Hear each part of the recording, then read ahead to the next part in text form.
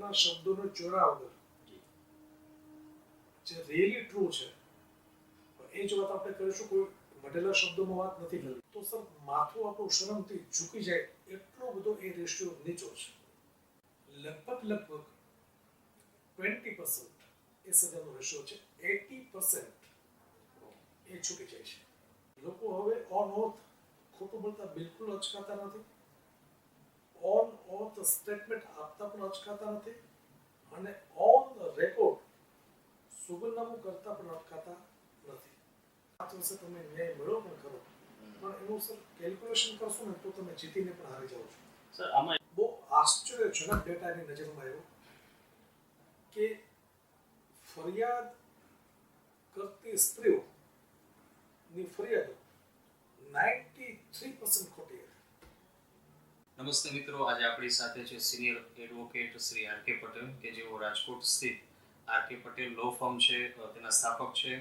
તેમની જે law firm છે એ રાજકોટ સિવાય જુનાગઢ અને અમદાવાદ પણ કાર્યરત છે. ગુજરાતમાં આર.કે. સરને ગુજરાતના મુખ્યમંત્રી તરફથી એવોર્ડ પણ મળી ચૂક્યો છે. સર અલગ અલગ બિઝનેસ નેટવર્ક સાથે પણ જોડાયેલા છે અને છેલ્લા 25 વર્ષથી તેઓ આ ક્ષેત્રમાં કાર્યરત છે. સર, આપનું ખૂબ ખૂબ સ્વાગત છે.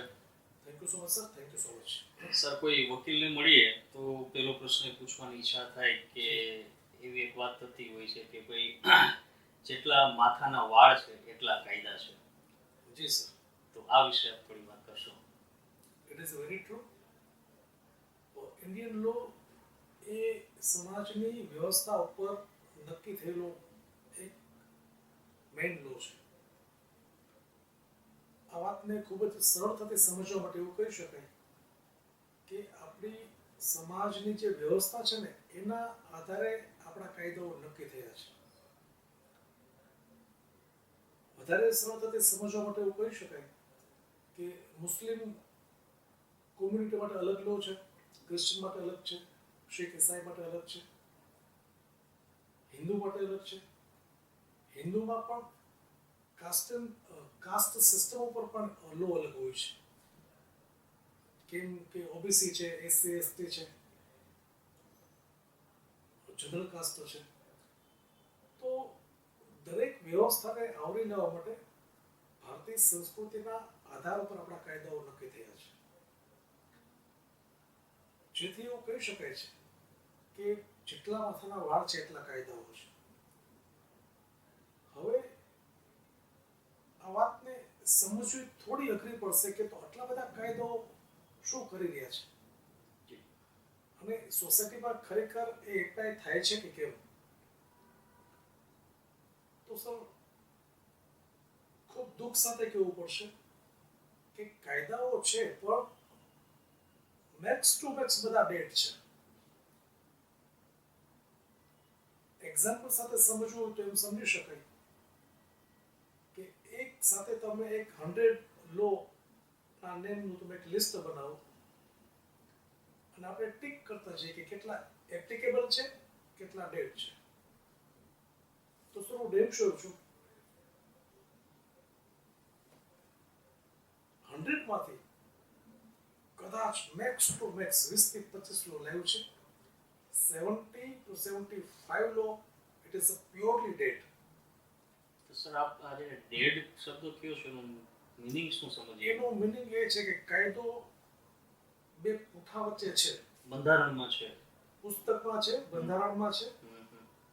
એ કાયદો રદ થયો છે અને હું ડેડ કહું છું એવી વાત નથી. હા, એ જ સમજવા માંગુ છું. કાયદો છે જ પણ એ એપ્લિકેબલ નથી હોતો, અથવા તો society, police machinery, judicial system એનો ઉપયોગ નથી કરી રહી.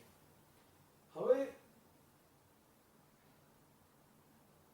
ધૂમ્રપાન નિષેધનો કાયદો છે કે તમે જાહેર સ્થળે ધૂમ્રપાન ન કરી શકો. હોસ્પિટલ છે, કોર્પોરેશન છે, રેલવે સ્ટેશન છે, બસ પોર્ટ છે, સ્કૂલ છે, ત્યાં ધૂમ્રપાન ન થઈ શકે. ગવર્મેન્ટની કચેરીઓમાં પણ ન થઈ શકે. છતાં બધે થતું હોય છે. તો જો થાય તો શું? તો પ્રશ્ન છે પણ એ થતો જ નથી. એ કાયદાનો અમલ થતો જ નથી. એ સાપેક્ષ તો ડેડ છે. યસ. માટે સોફ્ટ લો છે, પણ એક રોજબરોજ ઉપયોગમાં આવતું એક્ઝામ્પલ મેં આપણે આપ્યું કે ધૂમ્રપાન નિષેધનો કાયદો છે, પણ આરટીએ કરો તમે કોઈ પણ ડિપાર્ટમેન્ટમાં તો લગભગ મને યાદ છે ત્યાં સુધી 10-15 વર્ષમાં એક પણ કેસ આવો ગુજરાતમાં તો કમસે કમ નથી થયો. તો આવા પ્રકારના બધા લો છે કે જે ડેડની ડેફિનેશનમાં આવે છે, કે જે કોર્ટ પણ યુઝ નથી કરતી, પોલીસ મશીનરી પણ યુઝ નથી કરતી, અને ગવર્મેન્ટના જે એવા ડિપાર્ટમેન્ટ કે જેની પાસે સત્તાઓ છે આ કાયદાઓમાં કંઈક નોટિફિકેશન લઈ આવવાને ચેન્જ કરવાની, એ કલેક્ટર પણ એને યુઝ નથી કરતા, પ્રાંત અધિકારી પણ એને યુઝ નથી કરતા, ગવર્મેન્ટના કોઈ પણ બોર્ડ કે નિગમના ડિરેક્ટરો પણ યુઝ નથી કરતા. માટે આપણે એને ડેડ લો તરીકે ઓળખીએ છીએ.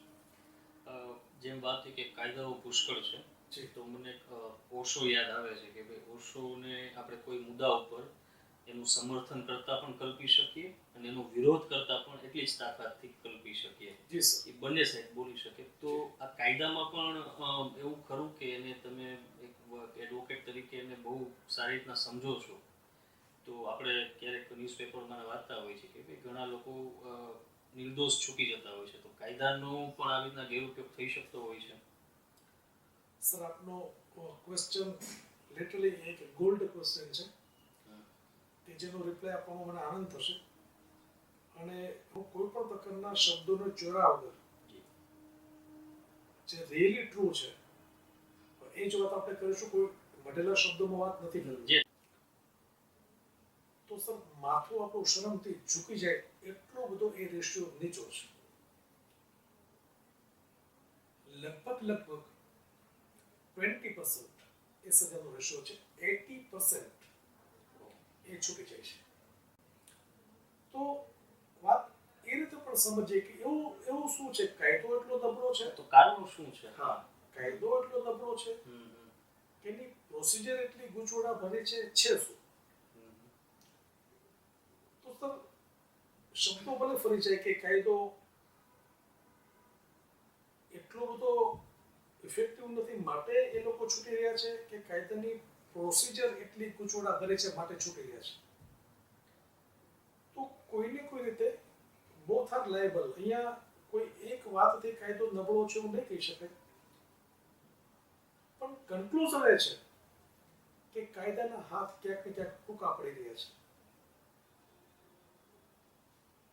જો મર્ડર થયું તો થયું છે, કોઈએ તો કર્યું છે. Police machinery during the investigation એ કોઈ આરોપીને પકડે છે, પોતાનું ઇન્વેસ્ટિગેશન કમ્પ્લીટ કરી ચાર્જશીટ ફાઇલ કરે, અને ધેન આફ્ટર જ્યારે કોર્ટમાં એની ટ્રાયલ સ્ટાર્ટ થાય ત્યારે એ જ ઇન્વેસ્ટિગેશનને કોર્ટમાં પુરવાર કરવું વેરી ટફ.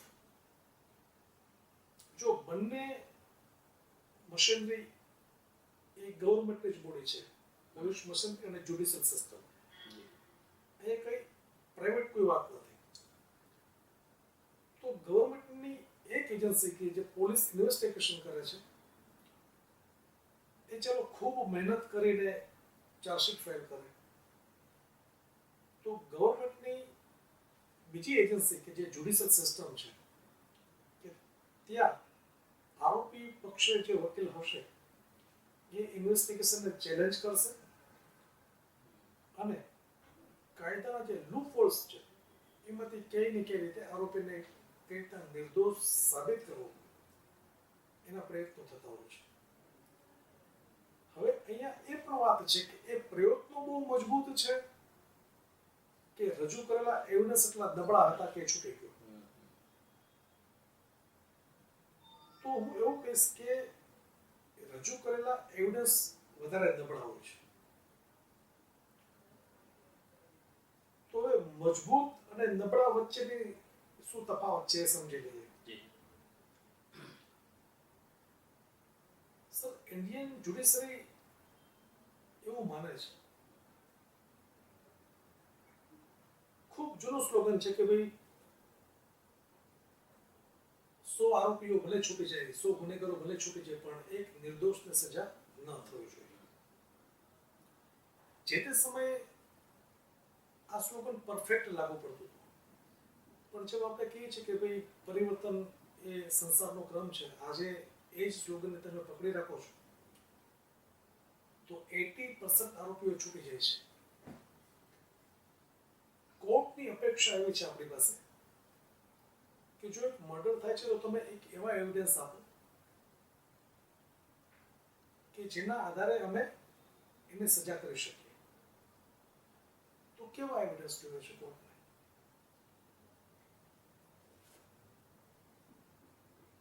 એક્સ્ટ્રીમ લેવલે કોર્ટ એવું માંગી રહી છે આપણી પાસે કે આ લેવલના જો એવિડન્સ હશે ને આ લેવલે જો કેસ ફોરવર્ડ થતો હશે તો જ એ સજાના પાત્ર બનશે. એક લેમન તરીકે આપણને, એક સોસાયટીના જાગૃત નાગરિક તરીકે આપણે પ્રશ્ન એ થાય કે જો ખૂન તો થયું છે, કોણે કર્યું છે ને એ સાબિત અથવા તો ન સાબિત થાય એના માટેના બે પક્ષો મહેનત કરી રહ્યા છે.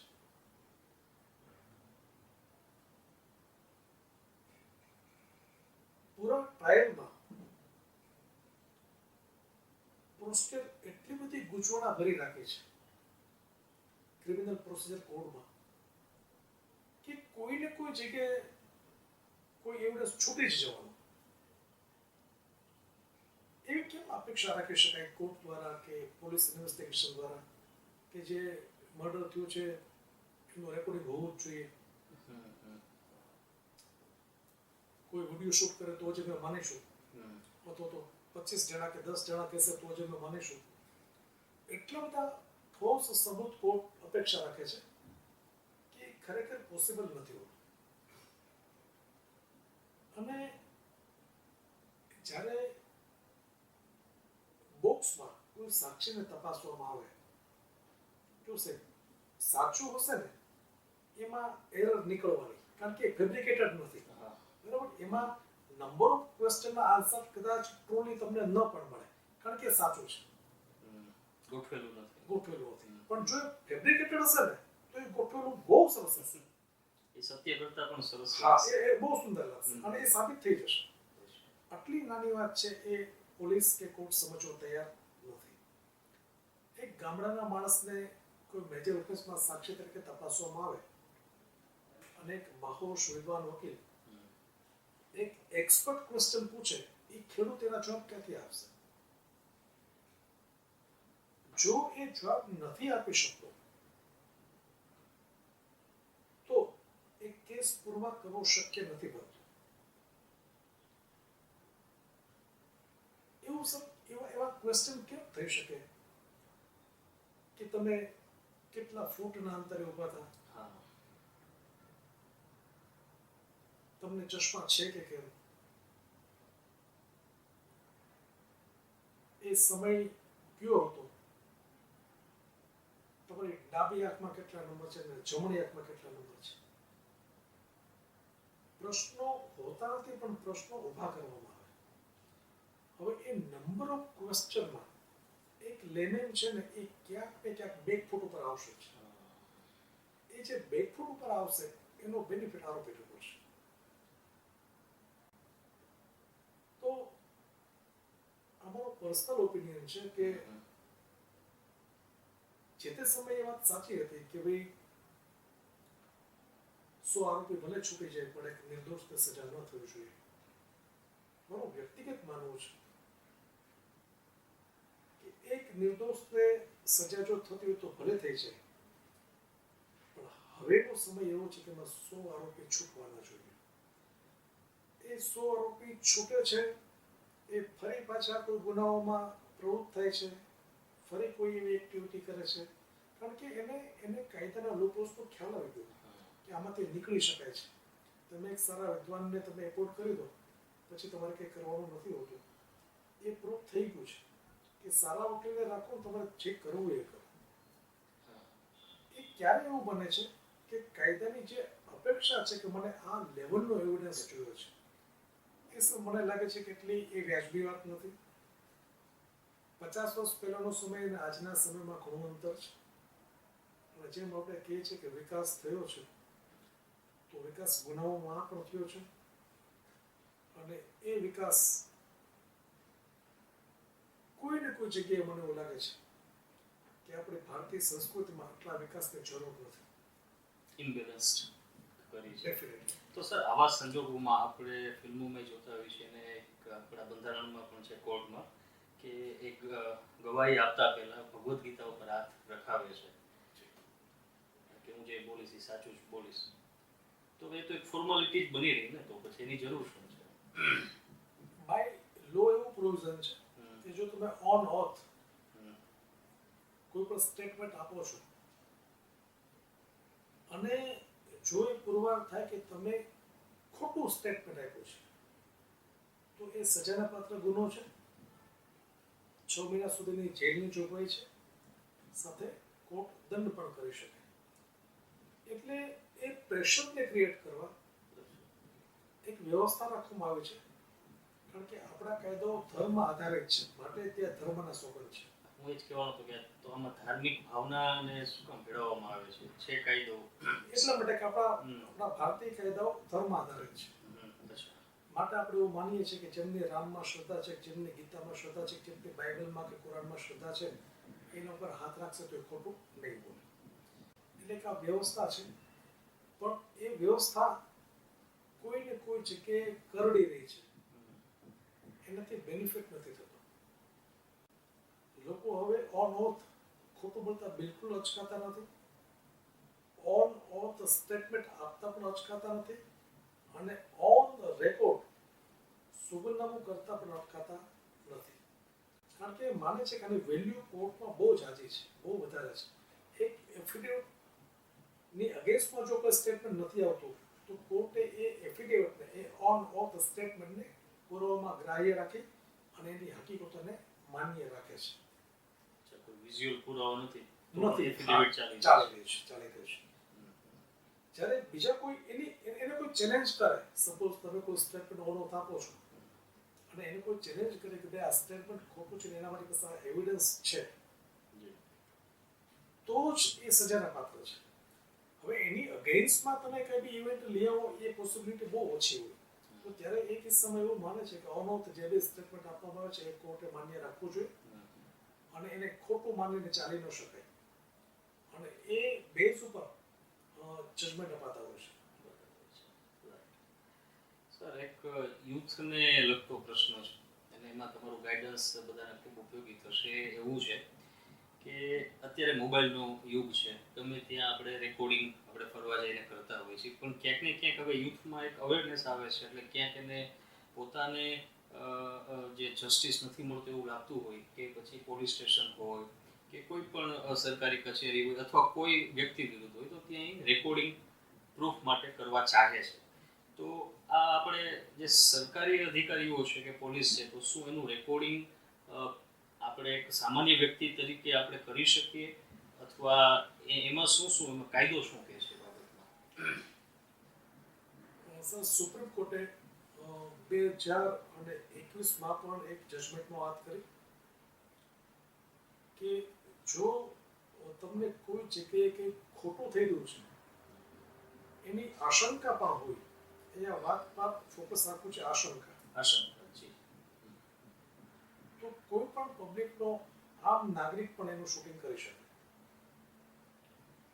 હવે પરિસ્થિતિ શું નિર્માણ થશે કે જો કંઈક ખોટું થયેલું છે ને તમે શૂટિંગ કરશો તો ત્યાંનો જે બી અધિકારી હશે તમને રોકશે, ત્યાંની જે વ્યવસ્થા હશે તમને ના પડશે, તમે શૂટિંગ નહીં કરી શકો.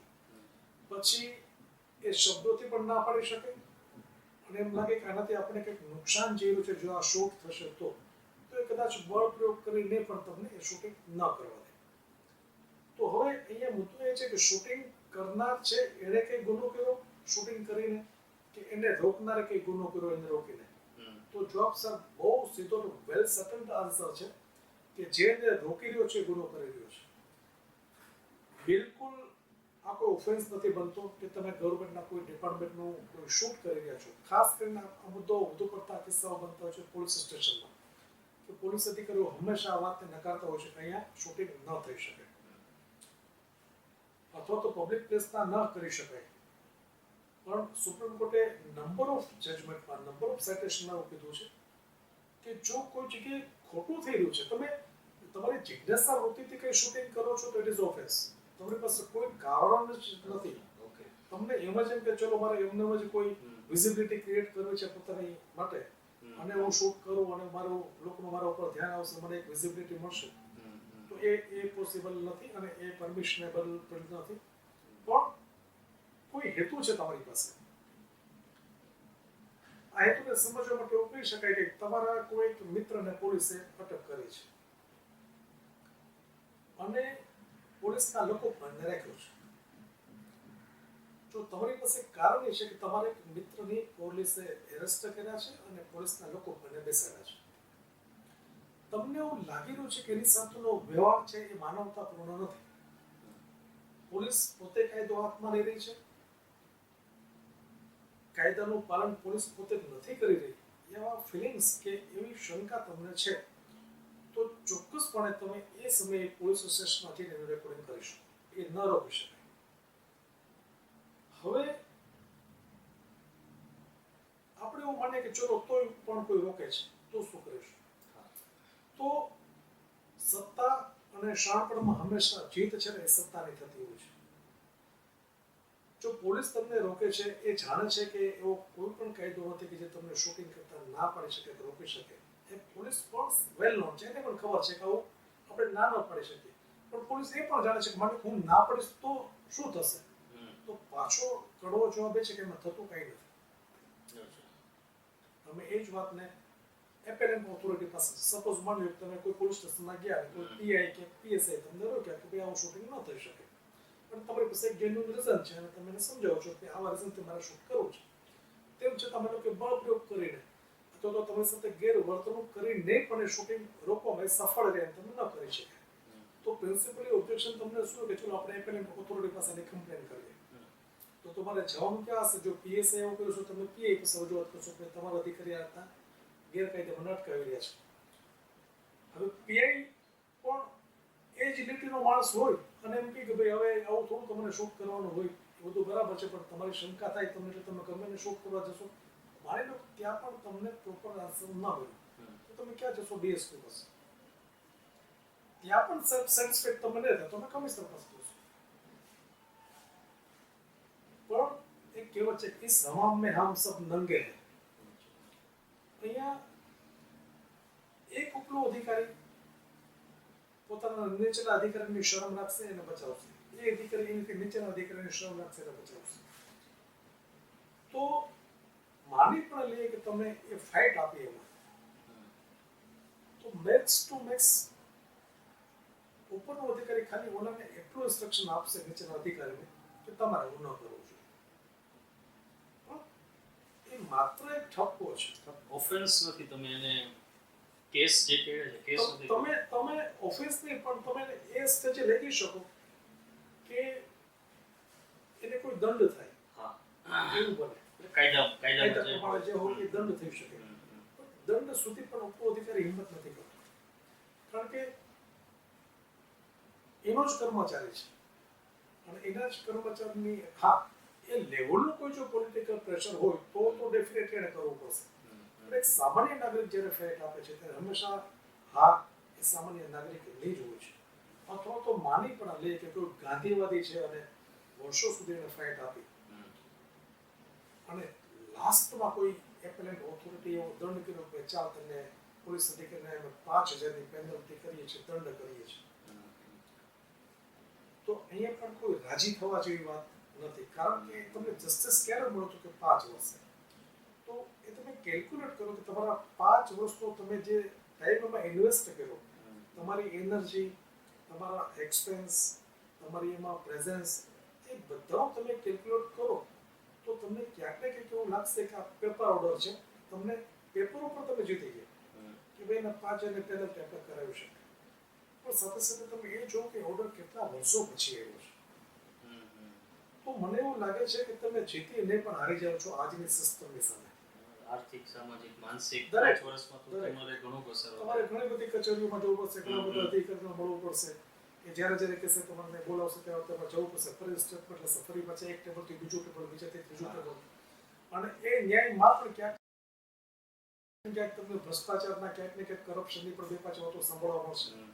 એ બધાને પાસ કરીને જો તમે સૈદ્ધાંતિક રીતે કદાચ આગળ વધી પણ ગયા અને 5 વર્ષે તમે ન્યાય મેળવો પણ ખરો, પણ એનું સર કેલ્ક્યુલેશન કરશો ને તો તમે જીતીને પણ હારી જાઓ છો.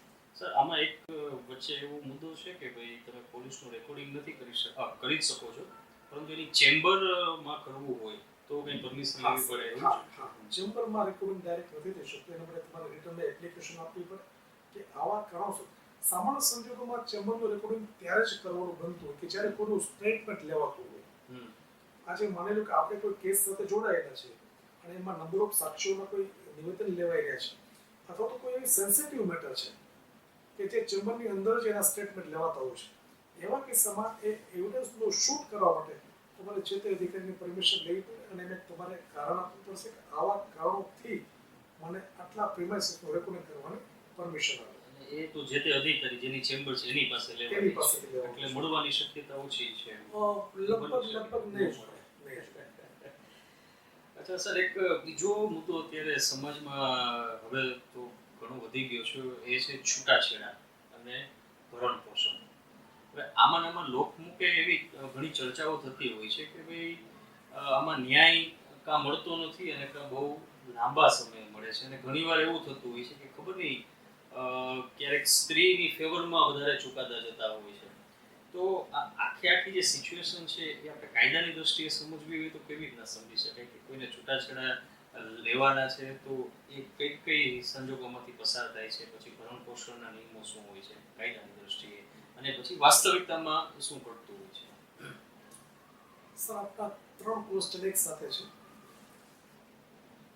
ડિવોર્સ,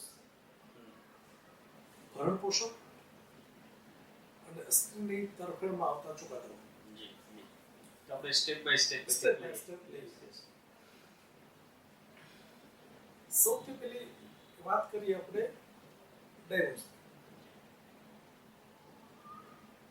તો Hindu marriage act section 13A and 13B, આ બે સેક્શનમાં એક પ્રોવિઝન છે કે એની અંડરમાં તમે એપ્લિકેશન કરી અને ડિવોર્સ માટે એપ્લાય કરી શકો.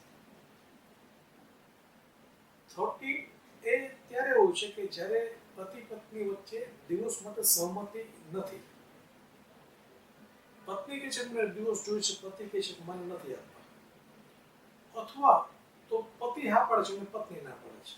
એવા કિસ્સામાં જ્યારે તમારે ડિવોર્સ પિટિશન ફાઇલ કરવાની બને તો ફેમિલી કોર્ટમાં Hindu marriage act section 13A હેઠળ તમે ફાઇલ કરી શકો. એ પ્રશ્ન એ છે અહીંયા કે એ ફાઇલ કરો પછી શું થાય? તો વાસ્તવિકતા એ છે કે જો પતિ ફાઇલ કરે છે ડિવોર્સ પિટિશન, તો એ કદાચ 8 કે 10 વર્ષ સુધી એ મેટર ચાલશે. મારી વાતને બરાબર સમજવાની છે કે જો એપ્લિકાન્ટ હસબન્ડ છે તો આમ ડિવોર્સ મળતા જ નથી, પણ ચલો મળે પણ છે કોઈ જેન્યુઅન રીઝનથી, તો કેટલો સમય લેશે? 8 થી 10 વર્ષ. હવે માની લો કે એ 25 કે 30 વર્ષનો યુવાન છે અને કોર્ટ પાસે એ પ્રે કરે છે કે ડિવોર્સ જોઈએ છે, મારી પાસે જેન્યુઅન રીઝન છે. 40 વર્ષે કોર્ટ એને એવું કહેશે કે ભાઈ તું સાચો છો, તને ડિવોર્સ મળવો જોઈએ, એટલે લો તને ડિવોર્સ દીકરી બોલો, તો સર એ કેટલું વ્યાજબી? જિંદગીના અતિ મહત્વના 10 વર્ષ એક કોર્ટના ધક્કા ખાધા, એક કોર્ટમાંથી બીજી કોર્ટમાં, ત્યાંથી એપેલેન્ટમાં, અને લાસ્ટમાં કોર્ટ એને ડિગ્રી આપે તને ડિવોર્સ ડિગ્રી મળી ગઈ છે, તમે આજથી પતિ પતિના સંબંધોમાંથી છૂટા થાવ છો. એ કેટલું વ્યાજબી? કોઈની જિંદગીના એક દાયકો તમે ન્યાય માટે કોર્ટના પગથિયા ખસી નાખો.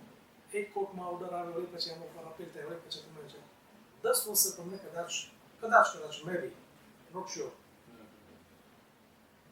હવે સિક્કાની બીજી બાજુ કે જો એપ્લિકન્ટ વાઇફ છે, આપણે અત્યારે વાત કરી હતી એપ્લિકન્ટ હસબન્ડ, હવે વાત કરી છે ડિવોર્સ માટે જો એપ્લિકન્ટ વાઇફ છે તો લગભગ 2.5 થી 3 વર્ષમાં કે 4 વર્ષમાં ડિવોર્સ મળી જતો હોય છે.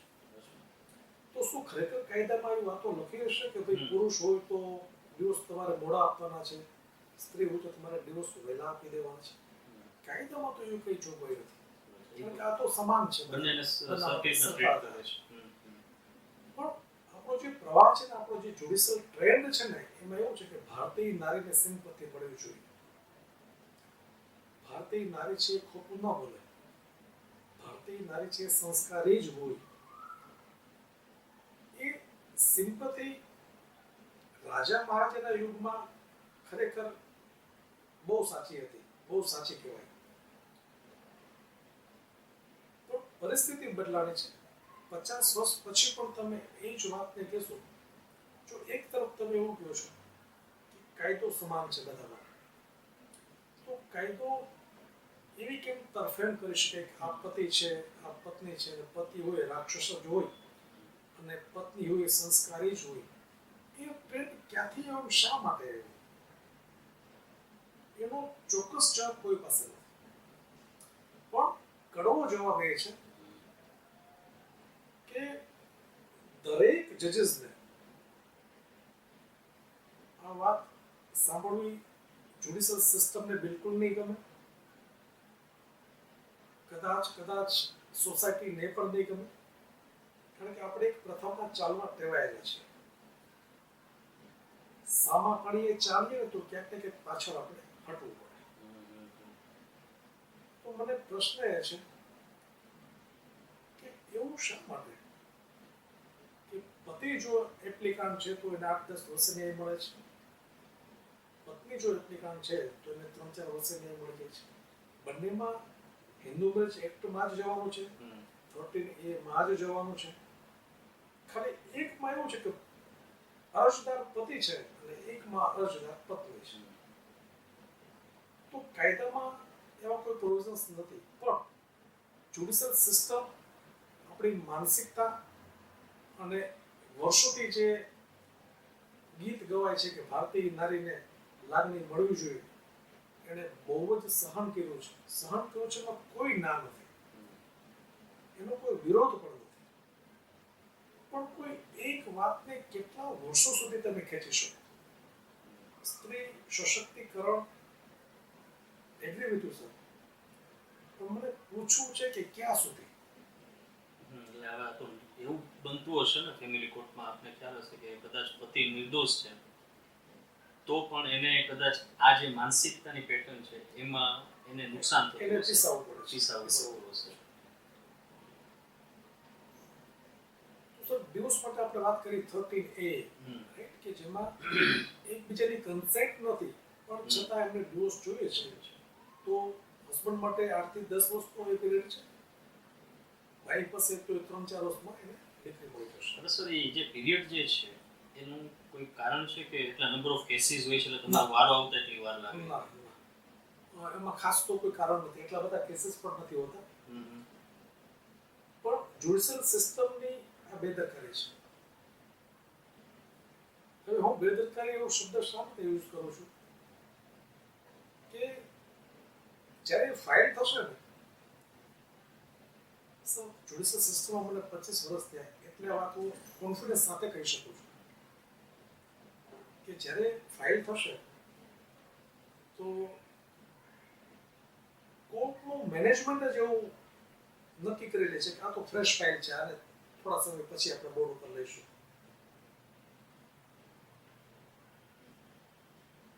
2024માં કોઈ જજીસના હાથમાં 2020ની ફાઇલ આવે તો એવી મેન્ટાલિટી સેટ થઈ ગઈ છે, કારણ કે હજુ તો આ 2020ની ફાઇલ છે. તો જોશું ને કરીશું. જ્યારે તમે મેન્ટલી એવા સેટ થઈ ગયા છો કે 8-10 વર્ષ પહેલા ના જ કેસ ચલાવવા, તો અનનેસેસરી 2 મહિનાઓની તારીખો પડશે, અનનેસેસરી પ્રોસિડિંગ થશે. કાયદામાં તો એ જોગવાઈ છે કે જો કોર્ટે કોઈ પણ જજીસે કોઈ પણ ડેટ આપી છે તો એને એના ચોક્કસ કારણો લખવા પડે. આ ચુસ્ત કાયદો. પણ હું ફરી પાછો કહીશ કે કાયદો બે પૂઠાઓની વચ્ચે વધારે છે, કોર્ટમાં નથી હોતો. એટલે અનનેસેસરી તમે કોઈ મારી વાતને પુષ્ટિ કરવા માટે તમે કોર્ટની ફેમિલી કોર્ટની કોઈ પણ કોર્ટ અત્યારે આપણે તો ફેમિલી સબ્જેક્ટ ઉપર વાત કરીએ છીએ પણ કોઈ પણ કેસની ફાઇલ તમે કોર્ટમાં જઈને લઈ લો તમે ભલે કાયદો બિલકુલ નથી ચાલતો પણ ડેટ ટુ ડેટ તો એમાં જે પ્રોસિડિંગ થશે તો તમે વાંચી જ શકવાના કે 1 તારીખે કોર્ટે શું કર્યું, જાન્યુઆરીમાં શું કર્યું, માર્ચમાં શું કર્યું, જૂનમાં શું કર્યું, ઓગસ્ટમાં શું કર્યું, નવેમ્બર ડિસેમ્બરમાં શું કર્યું, તો લગભગ તમને છે ને એ પ્રોસિડિંગ એક સરખા જ દેખાશે.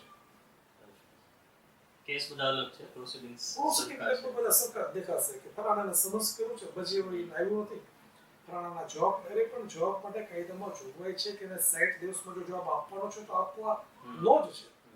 પણ જો 60 દિવસમાં જવાબ રિપ્લાય ફાઇલ નથી થતા, ઓબ્જેક્શન ફાઇલ નથી થતા તો શું? તો કે તો એના રાઇટ્સ ક્લોઝ થાય. ચલો ક્લોઝ થાય સાંભળવામાં સારું લાગે.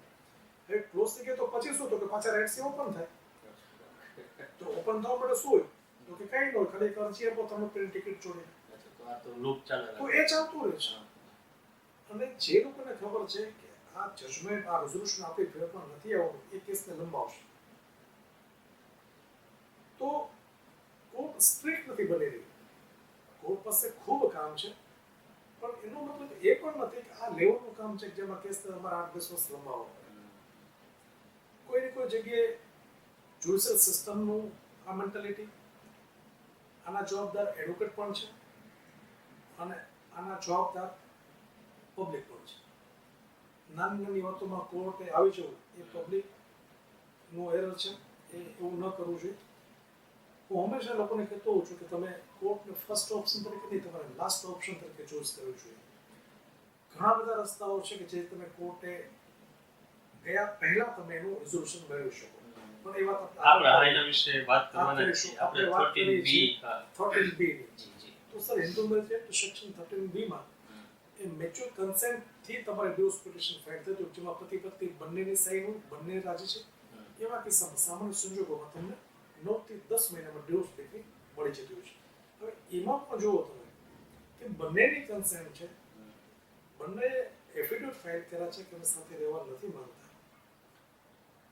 વિથ પરમિશન જ્યારે તમે કોર્ટ પાસે આવો છો તો પણ કોર્ટ મિનિમમ આ શબ્દ વાપરો છો તો પણ કોર્ટ મિનિમમ ડિવોર્સ ડિક્રી આપતા તમે 9 થી 10 મહિનાનો સમય લેશે. એમાં સર કાઉન્સેલિંગ નું કોઈ પાર્ટ હોય છે? 6 મહિના કુલિંગ પીરિયડ એવો શબ્દ વાપરવામાં આવે છે કે ભાઈ 6 મહિનાનો આપણે એક પક્ષકારોને પતિ પત્નીને સમય આપીએ, મે બી કદાચ કોઈ સારું પરિણામ આવે.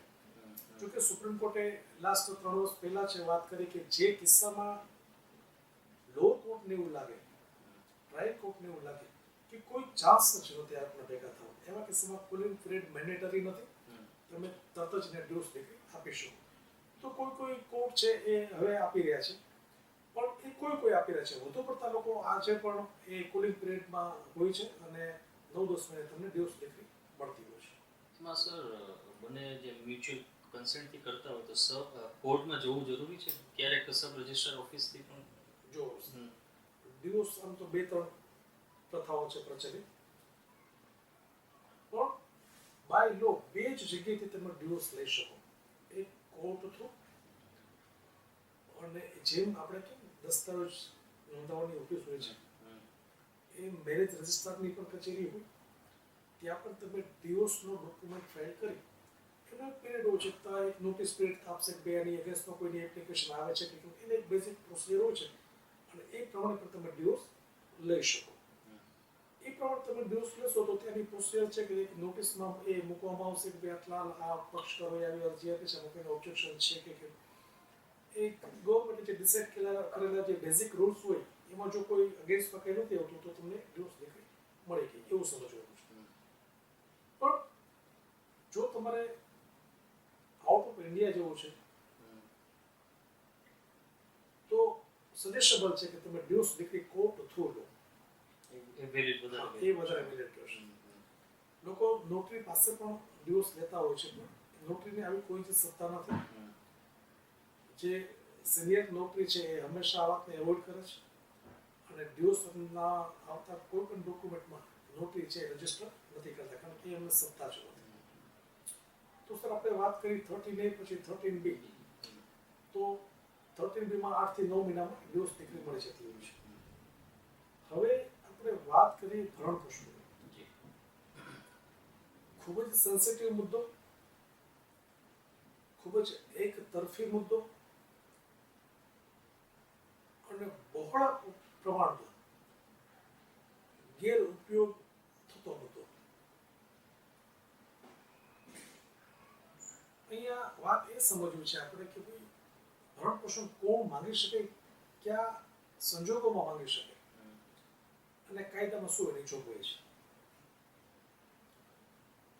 દોસ્તો, CRPC સેક્શન 125 એમાં ભરણ પોષણની ડેફિનેશન આપે છે કે કેવા કિસ્સામાં પત્ની છે ભરણ પોષણ માંગી શકે, કેવા કિસ્સામાં માતા પિતા પોતાના બાળકો પાસે ભરણ પોષણ માંગી શકે, કેવા કિસ્સામાં બાળક પોતાના પિતા પાસે ભરણ પોષણ માંગી શકે. આ બધા સેટલડ લો છે, આ કોઈ ફ્રેશ લો નથી કે એમાં કોઈ એરર હોય, પણ આપણે જે બહોળા પ્રમાણમાં જેનો દુરુપયોગ થઈ રહ્યો છે એ સમજવાનો પ્રયત્ન કરીએ છીએ. પતિ અને પત્ની વચ્ચે જ્યારે કોઈ તકરાર ઊભી થાય, આપણે પેલી જે ડિવોર્સ વાળી વાત કરીને એમાં એક આશ્ચર્યજનક એક ડેટા આપી દો, એ વાત કહેતા રહી ગયા. મારી વાત ખરેખર કદાચ આપ બિલીવ નહીં કરો, પણ સર 10 માંથી 10 મેરેજ થાય ને એમાં 6 થી 7 મેરેજ છે ને ડિવોર્સમાં પરિણમે છે. 60 to 70% નો રેશિયો છે ડિવોર્સ. 3 કે 4 લગ્નો જે ચાલે છે, 6 કે 7 લગ્નો તૂટે છે. ડેટા કયા વર્ષ? કોઈ પણ વર્ષ, છેલ્લા 15 વર્ષના તમે લઈ લો. બહુ મોટો રેશિયો છે. હવે જો કોઈને એમ લાગતી હોય કે મે બી હું ક્યાં આધારો પર કહું છું, તો હું ફરી કહીશ કે તમે એકવાર ફેમિલી કોર્ટને વિઝિટ કરો, જુઓ ત્યાં કેટલી ડિવોર્સ પિટિશન ફાઇલ થઈ છે, તમને આપમેળે આ વાત સમજાઈ જશે. વધુ આશ્ચર્યજનક વાત તો એ પણ છે કે જે 3-4 કે 30% 40% જે મેરેજ ચાલી રહ્યા છે ને, એ પણ પરાણે ચાલી રહ્યા છે. 2 કે 3 કપલ જ, 2 કે 3 પરિવાર સુખી છે, બાકી અમુક લોકો ચલાવી લે છે અને અમુક લોકો છૂટા પડી જાય છે. એટલે ભારતીય સમાજની અત્યંત ખરાબ પરિસ્થિતિ, લગ્ન વ્યવસ્થા ખૂબ તૂટી રહી છે, ખૂબ. એના માટે સાહેબ જેટલું પણ વાત કરીને એનો અલગ ઇન્ટરવ્યુ કરવો પડે કે લગ્ન સંસ્થામાં ખામીઓ શું છે, ખૂબીઓ શું, કોઈ નિરાશ થાય. તો સર આપણે વાત કરીએ છીએ ભરણ પોષણની. જેની પતિ પત્ની વચ્ચે તકરાર હોય અને પત્ની છે એ પોતાના પિયર સામે જતા રહે અને એક પિટિશન ફાઇલ કરે CRPC 125 હેઠળ કે ડોમેસ્ટિક હેઠળ, તો કોર્ટ છે એ હસબન્ડને નોટિસ કરશે અને એની પાસેથી રિપ્લાય માંગશે. પહેલા આપણે એ સમજી લઈએ કે પ્રોવિઝન શું છે 125માં, કેવા કિસ્સામાં ભરણ પોષણ મળે છે. તો એ કાયદામાં સ્પષ્ટપણે વાત કરે છે કે જો પત્ની વિના કારણે ઘર છોડીને ગઈ હોય તો ભરણ પોષણ મળવા પાત્ર નથી. આ વાતો આપણે કાયદાને જ કરી છે જે કાયદામાં છે. પત્ની જો વિના કારણે પતિનું ઘર છોડે તો ભરણ પોષણ મળવા પાત્ર નથી. પત્ની તમને કોઈ મેન્ટલી હેરેસમેન્ટ કરતી હોય તો ભરણ પોષણ મળવા પાત્ર નથી. પત્ની માતા પિતાથી તમને અલગ રહેવા માટે પ્રેરણા આપતી હોય, ફોર્સ કરતી હોય અને તમે એની વાત નથી માનતા, માટે એ જતી રહી અને ભરણ પોષણનો કેસ કરે છે, તો એ ભરણ પોષણ મળવા પાત્ર નથી. વાઇફ કોઈ પણ પ્રકારની ક્રુઅલ્ટી કરે તો ભરણ પોષણ મળવા પાત્ર નથી. પત્નીના કેરેક્ટર સંબંધે કોઈ સસ્પેક્ટિવ એ લાઈફ જીવતી હોય તો ભરણ પોષણ મળવા પાત્ર નથી. આટલી બાબતો એક લગ્ન જીવનમાં બનતી હોય છે કે જે મુખ્ય છે. કાયદો એવો કહે છે કે જો આટલું બને તો ભરણ પોષણ ના મળે. હવે શીખ અને બીજી બાજુ કે ભરણ પોષણ મળે તો ક્યારે મળે અને કેટલું મળે. જો પેલા આપણે વાત કરી લીધી કે કાયદો આવો કહે છે. હવે ભરણ પોષણ મળે તો ક્યારે મળે? જો એ જ વાતને પાછું રિપીટ તમને વાક્યો એ સેમ ટુ સેમ જ લાગશે. પત્ની વિના કારણે ઘર છોડી દે છે તો પણ ભરણ પોષણ મળે છે. પત્ની તમને માનસિક ત્રાસ આપે છે તો પણ ભરણ પોષણ મળે છે. પત્ની તમારા માતા પિતાથી તમને અલગ રહેવા માટે દબાણ કરતી હોય તો પણ ભરણ પોષણ મળે છે. પત્ની સસ્પેક્ટિવ લાઈફ જીવતી હોય તો પણ ભરણ પોષણ મળે છે. હવે પ્રશ્ન એ હતો સર કે પહેલા મેં એ વાત કરી કાયદો એવો કહે છે કે આમાં ભરણ પોષણ ન મળે તો શા માટે મળી રહ્યું છે? તો ફરી પાછી વાત આવી ભારતીય નારીની. જ્યુડિશિયલ સિસ્ટમને ભારતીય નારી પ્રત્યે એક સિમ્પથી વર્ષોથી રહી છે. કાયદો સાહેબ બિલકુલ આવું નથી કહેતો. હું વારંવાર કહું છું, તમે કોઈ પણ વાંચી લો બુકમાં જો એક પણ જગ્યાએ કોઈ એવી વાત કરી કે ભરણ પોષણ પત્નીને આપવું જ એવું કાયદામાં જો એક પણ જગ્યાએ કે હોય તો મને કોઈ બતાવજો. નથી આ વાત ડોમેસ્ટિકમાં થઈ, નથી CRPC 125 થઈ. સ્ત્રીઓ માટેના જે મુખ્ય કાયદાઓ છે એના પ્રોટેક્શનને લગતા એક પણ જગ્યાએ એવી કોઈ વાત નથી થઈ કે પત્નીને ભરણ પોષણ આપવું જ પડે. તેમ છતાં પત્નીને ભરણ પોષણ આપવું જ પડે છે. આ ટ્રેન્ડ છે, કાયદો નથી. એક કાયદો છે ને એક અવાસ્તવિકતા છે. તમે એક પત્ની ભરણ પોષણ માટે જ્યારે એપ્લાય થાય ત્યારે હંમેશા એવું બતાવે કે મારો પતિ છે જુગાર રમે છે, મારો પતિ દારૂ પીવે છે,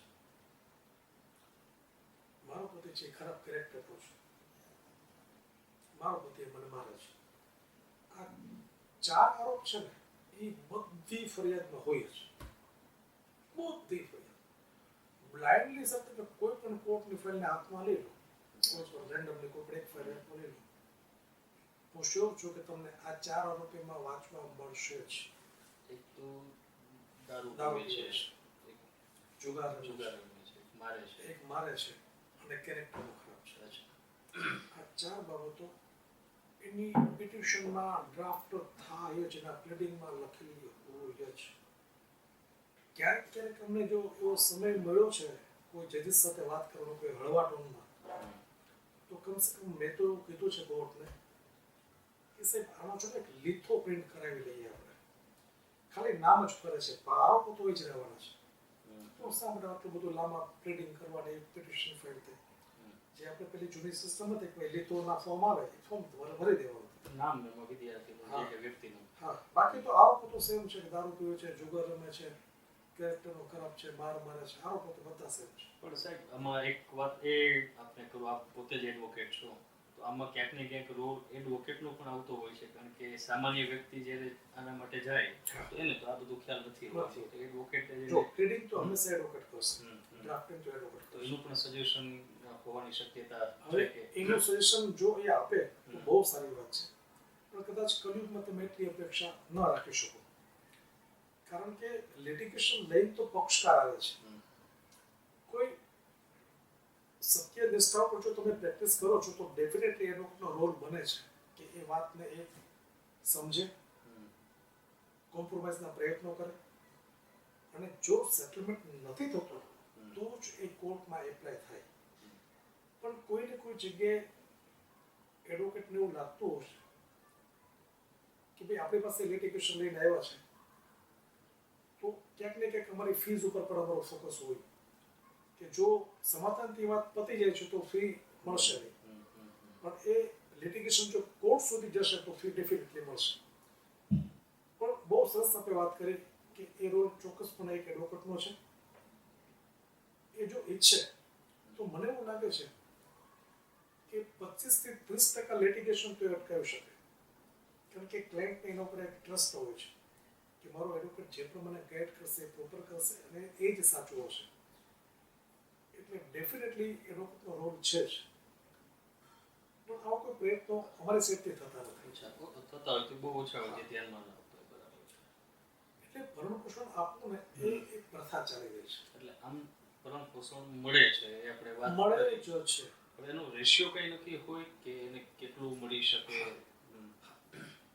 હવે આમ તો એના શેડ્યુલ ફિક્સ કરેલા છે કે પતિની શું આવક છે, એના ઉપર કેટલી જવાબદારીઓ છે, એનું કેટલું સેવિંગ થઈ શકે એમ છે, એનો એક શેડ્યુલ ફિક્સ આપેલો છે. અને એ એને ઓન ઓથ જાહેર કરવાનો હોય છે કે હું આટલું કમાઉં છું, મારી એટલી આવક છે, આટલો હું ટેક્સ પે કરું છું, મારા માતા પિતા છે, મારા ભાઈ બહેન છે, મારી એટલી જવાબદારીઓ છે, આટલી હું લોન પે કરું છું, આટલા મને દૂધ માટે આપવા પડે છે, એટલા મારા કરિયાણામાં જાય છે. એ બધું જ એને ઓન ઓથ આપવાનું છે. એ સુપ્રીમ કોર્ટની ગાઈડલાઈન પ્રમાણેનું એક એફિડેવિટ છે, એ એને કરીને આપવાનું છે. હવે માની પણ લો કે એ આપણે આ રિયલ વાત કરીએ છીએ, કોઈ ફેબ્રિકેટેડ એફિડેવિટની વાત નથી કરતા. ખરેખર કોઈ સાચી સ્ટોરી એવી આવે કે પતિ છે 20,000 કમાય છે, 10,000 રૂપિયા એ શેડ્યુલમાં બતાવે છે કે મારા રોજિંદા વ્યવહારોનો ખર્ચ, મારા માસિક મારો ખર્ચ એટલો 10,000 નો થાય છે. જેમાં બધું કહી દે છે કે મારું ગેસથી લઈ અને શાકભાજીથી લઈને દૂધથી લઈ અને કરિયાણાથી લઈને બધું એનો ટોટલ મારે છે તો મને ખર્ચ એલામાં 10,000 નો ખર્ચ થાય છે. તો 20માંથી 10 જતા રહે. પછી મેં વાત કરી કે મારા માતા પિતાની સારવાર માટે, મેડિકલ ટ્રીટમેન્ટ માટે વોટેવર, એમાં મારે રેગ્યુલરલી દર મહિને 2,500 થી 3,000 રૂપિયાનો ખર્ચો થાય છે. અને આ એનો આધાર તો આપણે 13,000 સુધી પહોંચી ગયા. બાકીના જે 7,000 છે એમાં કોઈ બાળક હોય તો એની સ્કૂલ ફીસ, તમારા પેટ્રોલિંગના, તમારા પર્સનલ એક્સપેન્સીસના, એ બધા માની લો તમારી પાસે એવિડન્સ છે અને તમે એ કોર્ટના રેકોર્ડ પર લઈ જ આવી શકાય, બધાના એવિડન્સ આપ્યા તમે, એનો ટોટલ મારતા માની લો કે 20,000 પૂરા થઈ જાય છે. તો કાયદા પ્રમાણે તો એને ભરણ પોષણ ન ચૂકવવું પડે કાયદા પ્રમાણે. કારણ કે જ્યારે એની કોઈ આવક જ નથી તો એ ભરણ પોષણ કેમ ચૂકવશે? તેમ છતાં રેકોર્ડ પર જોવા હતા કે 20 કમાય છે અને 20 ના એક્સપેન્સ છે. અને અહીંયા મારી વાતને પબ્લિકે વન સાઇડ નથી સાંભળવાની. હું એવું કહેવા માંગુ છું કે ખરેખર જો એવો 20 નો ખર્ચો છે, ખરેખર 20,000 કમાય છે, it is a very true, હકીકત છે, હકીકત છે. તો કાયદા પ્રમાણે એને ભરણ પોષણ આપવાનું નથી બનતું. અને બને છે તો કદાચ એ એમાઉન્ટ બહુ નાની હોઈ શકે, 1,000, 1,500, 2,000. તેમ છતાં કોર્ટ છે ને મિનિમમ 4 થી 5 એનો ઓર્ડર કરશે જ. અને છે જો એવી આર્ગ્યુમેન્ટ થાય છે કે સર અમે રેકોર્ડ પર એ વાતને લઈ આવ્યા છે કે અમે 20 કમાય છે, 20 નો એક્સપેન્સ છે, આપ 4,000 એને ભરણ પોષણ આપવાનું કહો છો તો હું કઈ રીતના ભેગા કરીશ અને ક્યાંથી કમાઈશ? એવા કિસ્સામાં કોર્ટ એવું કહેતી હોય છે હંમેશા કે અહીંયા આવનારો બધા ગરીબ જ થઈ જાય છે અને એ પ્રશ્ન તમારો છો, તમે ક્યાંથી કમાશો, પણ તમારે 4,000 રૂપિયા, 5,000 રૂપિયા, 6,000 રૂપિયા તમારા વાઇફને ચૂકવવાના છે. ઓન રેકોર્ડ પણ હિસાબ બતાવ્યો તો પણ તો કોર્ટની સંપત્તિ રહેશે પત્ની. રાજકોટની કોર્ટમાં છેલ્લા 10 વર્ષમાં 3 બનાવો એવા બન્યા કે જેમાં પતિએ પ્રૂવ કર્યું કે ખરેખર મારી કોઈ આવક નથી. ત્યાં 10-15 જેવી વાતો જ હતી, પણ ખરેખર કોઈ કમાતો નથી. કોઈ રેકડી ચલાવતો હતો, કોઈ શાકભાજીની મજૂરી કરતો હતો, પ્યોર લેબરમેન. આ વાત કહું છું રાજકોટના જ છેલ્લા 10 વર્ષથી પ્યોર લેબરમેન. અને છતાં કોર્ટે એમને ઓર્ડર કર્યો કે તમારે તમારા પતિને 4,000 ચૂકવવાના છે. એવા કિસ્સામાં જ્યારે એની પાસે કોઈ ઓપ્શન નહોતું તો એ કોર્ટના આંગણામાં જઈને દવા પી ગયો છે. આવા છેલ્લા 10 વર્ષમાં રાજકોટની કોર્ટના આંગણાના 3 બનાવ છે. તો જવાબ ઓફ ધ રેકોર્ડ કોર્ટ પાસેથી એવો આવ્યો કે ભાઈ જો કોઈ આવું પ્રેશર ક્રિએટ કરશે એટલે અમે અમારા ચુકાદો બદલી દેશું અથવા તો અમે એના માટે લાગણી રાખશું, એવું નહીં થઈ શકે. કારણ કે જો એવું કરીશું તો બધા આવું જ કરશે. કોર્ટનો પાર્ટલી રિપ્લાય સાચો, પણ પાર્ટલી કોર્ટે એ પણ સમજવું જોઈએ કે એને કઈ પરિસ્થિતિમાં દવા પીધી છે. માત્ર કેમ એવું જ જોવામાં આવ્યું કે કોર્ટ ઉપર તમે પ્રેશર ક્રિએટ કરવા માટે આ દવા પીધી છે. એમને પોતાનો એંગલ જોયો. ચલો પ્રેશર માની પણ લો, તમે કોઈની સેકન્ડ સાઈડ જો કે કયા સંજોગોમાં એને દવા પીધી. જે ખરેખર નથી કમાતો એ મહિને 4,000 ક્યાંથી આપવાનો છે? જો 4 નથી આપવાનો તો કોર્ટ એને પાછા જેલમાં બેસાડશે. એટલે એ પ્રેશર મેણે આવું પ્રેશર મેને હું ભરી શકું કે તો હું શું, મારી પાસે અપીલ કરવાના પૈસા નથી, કમાવાના પૈસા નથી. હું નહીં કરો તો કોર્ટમાં એમ કહેશે ચાલો બેસો જેલમાં. કોઈ પણ વ્યક્તિ સાહેબ જ્યારે સુસાઇડ એટેમ્પ્ટ કરે ને તો એ સંજોગો નાના એવા ન હોય. આ કોઈ રાજી ખુશીથી ના કરતું હોય. એ સંજોગોને તમે અવગણી ન શકો. પણ કોર્ટનો આવો જવાબ હતો કે આવું પ્રેશર ન લાવી શકાય જ્યુડિશિયલ સિસ્ટમ ઉપર, બધા આવું જ કરશે.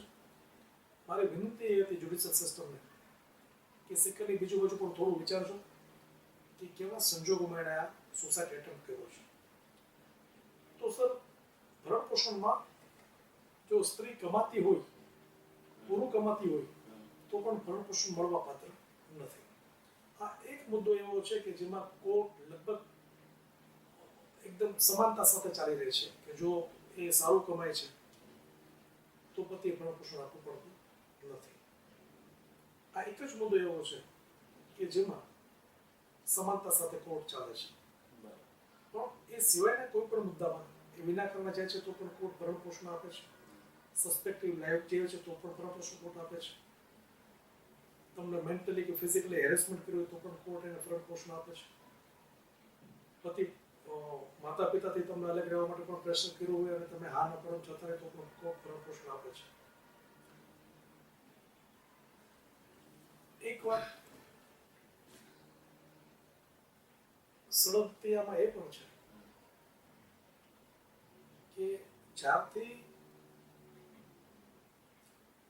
મેરિટલ અફેર્સ ને ગુનાની વ્યાખ્યામાંથી બહાર કરવામાં આવ્યું કે એ હવે ગુનો નથી. અચ્છા, એક્સ્ટ્રા મેરિટલ અફેર્સ બિલકુલ ગુનો નથી. ખૂબ જ શરમજનક વાત છે પણ એ બિલકુલ ગુનો નથી. એવા કિસ્સામાં બન્યું શું કે પત્ની ઘરેથી જતી રહી, તમને એના કોઈ મેરિટલ અફેર્સની ખબર પડી ડ્યુરિંગ કોર્ટ પ્રોસિડિંગ કે એને કેસ તમારા ઉપર કર્યો પણ છે, ભરણ પોષણનું હિયરિંગ પણ થવાનું છે અને એ ટ્રાયલ દરમિયાન કે પહેલા કે પછી ગમે ત્યારે તમારી પાસે પૂરતા એવિડન્સ છે કે વાઇફ છે સસ્પેક્ટિવ લાઈફ જીવી રહી છે અને આ એના ફોટોઝ છે અને આ એના વિડીયોઝ છે. એવા કિસ્સામાં તો પહેલી નજરે આપણને એવું જ લાગે કે કોઈ પણ સંજોગોમાં કોર્ટ છે અને ભરણ પોષણ નહીં ચૂકવે. કારણ કે તમે એક લેવલથી ઉપરના એવિડન્સ કોર્ટમાં સબમિટ કર્યા છે. એના એ લાઈફના સસ્પેક્ટિવ લાઈફના તમે ફોટોઝ રજૂ કરો, સસ્પેક્ટિવ લાઈફના તમે વિડીયોઝ રજૂ કરો કે જે પહેલી નજરે પ્રૂવ થાય કે વ્યક્તિ કંઈક આવું જીવન જીવી રહી છે, તો પણ કોર્ટ ભરણ પોષણ આપે છે. એ વાત ત્યારથી આવે કે જ્યારે સુપ્રીમ કોર્ટે મેરિટલ અફેર્સને ગુનાની વ્યાખ્યામાંથી બહાર કરી દીધું. સુપ્રીમ કોર્ટે એવી વાત કરી કે પુરુષ છે ને એ વર્ષોથી મેરિટલ અફેર્સ કરે છે, સ્ત્રી કરતી નથી. તો જે છૂટ પુરુષને છે એ સ્ત્રીને શા માટે નહીં? અને સુપ્રીમ કોર્ટે જબરદસ્ત વિરોધ થાય તો એક લો સેટલ કરી દીધો કે મેટલ અફેર્સ છે એ ગુનો નથી, ના એની એફઆઈઆર થઈ શકે, ના એના વિશે કોઈ ગુનો નોંધી શકે, અને બોથ આર ફ્રીડમ, બંનેને પતિ પત્ની બંનેને. આ વાત ત્યાં સુધી હરકી છે. હા, કોર્ટે એટલું કીધું એના જજમેન્ટમાં, છેલ્લું એક વાક્ય સારું છે કે કાયદો છૂટ આપે છે પણ સમાજ તો આને કલંક ગણશે જ. એટલે જેને સમાજનો ભય છે એ નથી કરવું. એ નથી કરવું.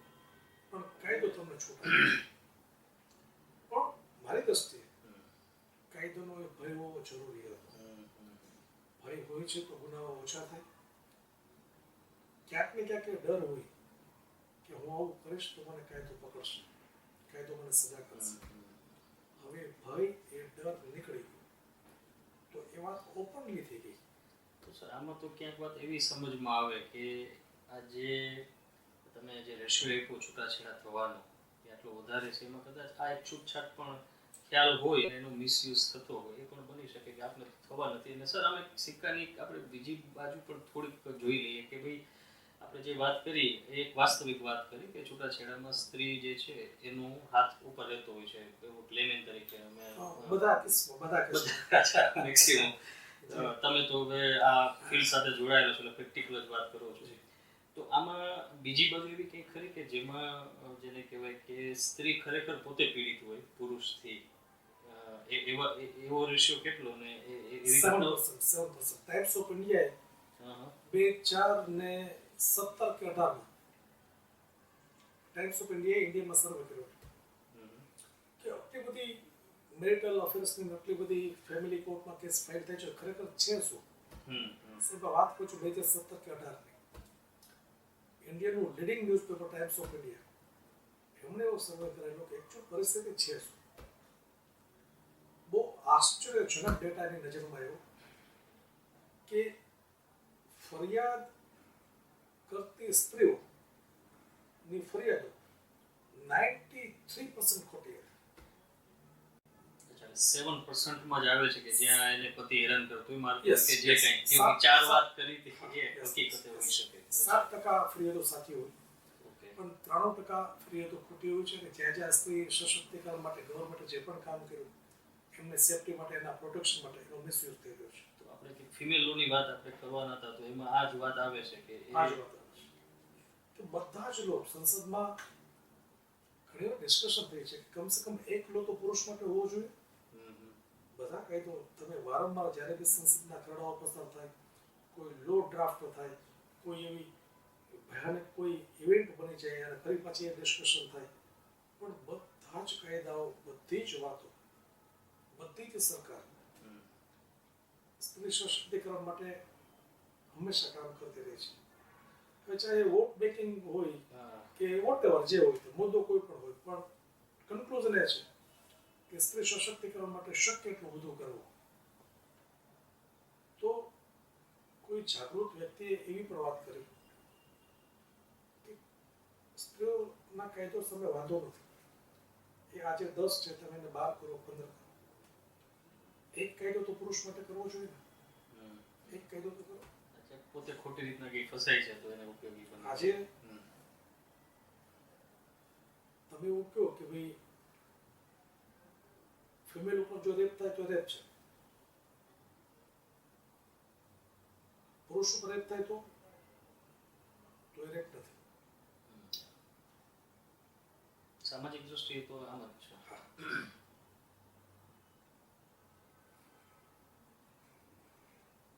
સુપ્રીમ કોર્ટે,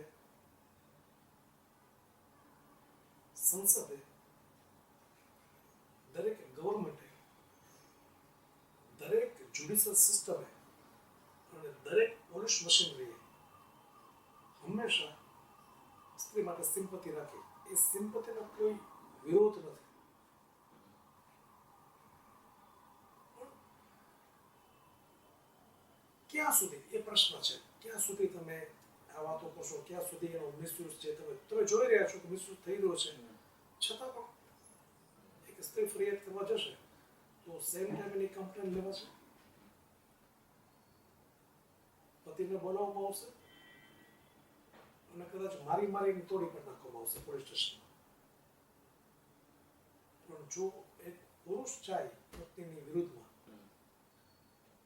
કે ભાઈ મારી પત્ની આજે મને કુકર માથામાં માર્યું અને આ લોહી નીકળે છે,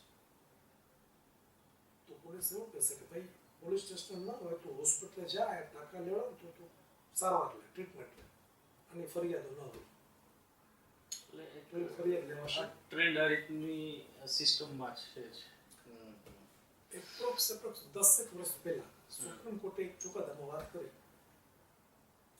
કોઈ અભ્યાસના અર્થે ચુકાદો બહુ સરસ હતો કે સામાન્ય સંજોગોમાં પત્ની નાની નાની વાતોમાં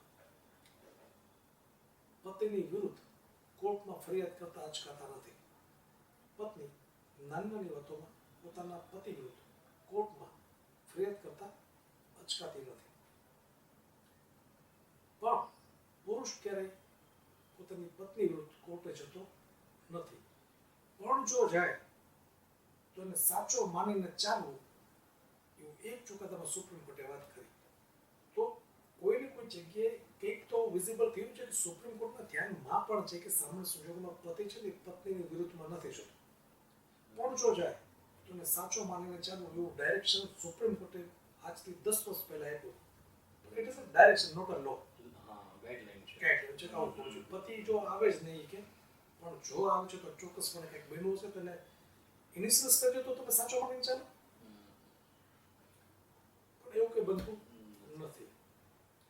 એટલે હમણાં જ વાતને કદાચ 6-8 મહિના જ થયા, સુપ્રીમ કોર્ટના લોયરે સુપ્રીમ કોર્ટમાં એક પિટિશન ફાઇલ કરી અને ઇન્ડિયનો એક ડેટાબેઝ એને રજૂ કર્યો કે સ્ત્રીઓના ત્રાસથી આ સાલમાં આટલા પુરુષોએ આત્મહત્યા કરી, આ વર્ષમાં આટલા પુરુષોએ આત્મહત્યા કરી, આ વર્ષમાં પત્નીઓએ પોતાના પતિઓ વિરુદ્ધ આટલા કેસ કર્યા. એનો બહુ સરસ એને ડેટાબેઝ તૈયાર કરીને સુપ્રીમ કોર્ટમાં પિટિશન ફાઇલ કરી કે પુરુષના પ્રોટેક્શન માટે કંઈક કરો. એ કેસનો જેટલો સ્ટડી મેં કર્યો એટલો મને ક્યાંક આશા હતી કે કંઈક તો ડાયરેક્શન આવશે. પણ પરિસ્થિતિ એવી બની કે સુપ્રીમ કોર્ટે પેલા એડવોકેટને એપ્લિકન્ટને ઝાટકી નાખ્યો કે આવી અરજીઓ લઈને અમારી પાસે આવું છું, કોઈ વિઝિબિલિટી મેળવવા માંગુ છું, તમારું નામ થાય એટલા માટે તમે કોર્ટ માટે આવ્યો છો, આ કઈ પ્રકારની તમારી પ્રેયર છે અમારી પાસે. જો આવી પ્રેયર લઈને બીજી વાર આવશો તમે દંડ કરતા અચકાશો નહીં, એમ કરીને એની પિટિશનને ડિસમિસ કરી. આ વાતથી માત્ર 8 થી 10 મહિનાનો સમય થયો. એટલે અત્યારનું જે સિચ્યુએશન ચાલી રહી છે એમાં કોઈને કોઈ જગ્યાએ હું રેકમેન્ડ કરું છું કે સ્ત્રીઓ માટે 10 કાયદાઓ ચોક્કસપણે હોય ભલે રહે, પણ પુરુષ માટે પુરુષ એટલો બધો તો રાક્ષસ નહીં જ હોય. સમાજનું સંચાલન કરે છે, સંસદ ચલાવે છે, દેશ ચલાવે છે, તો હાઈલી એજ્યુકેટેડ બધા છે. એ ક્યાંય કોઈ ત્રાસ કે ક્રુઅલ્ટીની કોઈ વાત આવે. એક સમય હતો કે જ્યારે એટલું એજ્યુકેશન નહોતું, એટલો વિકાસ નહોતો, ત્યારે એવું બનતું, ત્યારે બરાબર હતું બધું છે. આજે એટલી બધી જરૂર નથી. સર આપણે વચ્ચે એક વાત કરી હતી કે ભાઈ તમે જ કીધું હતું કે હું કોર્ટ કેસ કરવાની ના પાડતો હોઉં છું કે ભાઈ એ સીધો ન કરો. તો કોર્ટ કેસ કર્યા સિવાય સમાધાન કરવાના કંઈક 3 રસ્તા છે, તો એના વિશે આપ થોડી વાત કરો. ફર્સ્ટ આર્બિટ્રેશન એ એક્ટ છે, કાયદો છે. આર્બિટ્રેશન થ્રુ પણ તમે તમારા કોઈ પણ લિટિગેશનમાં રેઝોલ્યુશન મેળવી શકો. તો what is the meaning of arbitration? તમે કોઈ પણ એક કાયદાના જાણકાર કે કોઈ પણ એક એડવોકેટની મધ્યસ્થી તરીકે નિમણૂક કરો. અમારો બંને વચ્ચેનો એક લિટિગેશન છે અને એઝ એ આર્બિટ્રેટર અમે તમારે એપોઇન્ટ કરીએ છીએ. એ આર્બિટ્રેટર તમારા કેસના એવિડન્સ, તમારા કેસની ક્વોલિટી એ બધું ચેક કરશે, બંને પક્ષકારોને સાંભળશે અને ઓફિશિયલી એક ચુકાદો આપશે. એ ચુકાદો ઇક્વિવેલન્ટ ટુ કોર્ટ, જે તમને લોઅર કોર્ટ ચુકાદો આપે એ જેટલો વેલિડ છે એટલો જ વેલિડ એ ચુકાદો છે જે આર્બિટ્રેટર પાસ કરશે.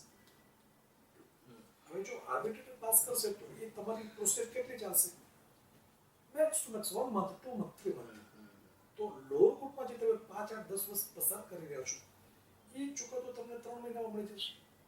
એના માટે બંને પક્ષને એક વકીલ પર સરખો ભરોસો હોવો જોઈએ. અથવા તો એવો પણ હોય છે કે તમે 2 આર્બિટ્રેટર એપોઇન્ટ કરો, તમે 3 આર્બિટ્રેટર એપોઇન્ટ કરો. કોઈ મોટી મેટર હોય, મોટું લિટિગેશન હોય તો તેમાં બેન્ચ બેન્ચ તૈયાર કરી અને કરી શકાય છે. હવે સિન્ડિકેટથી પણ તમે તમારા લો કોર્ટમાં જે 8 10 વર્ષ જતા હોય છે તમે બચાવી શકો છો.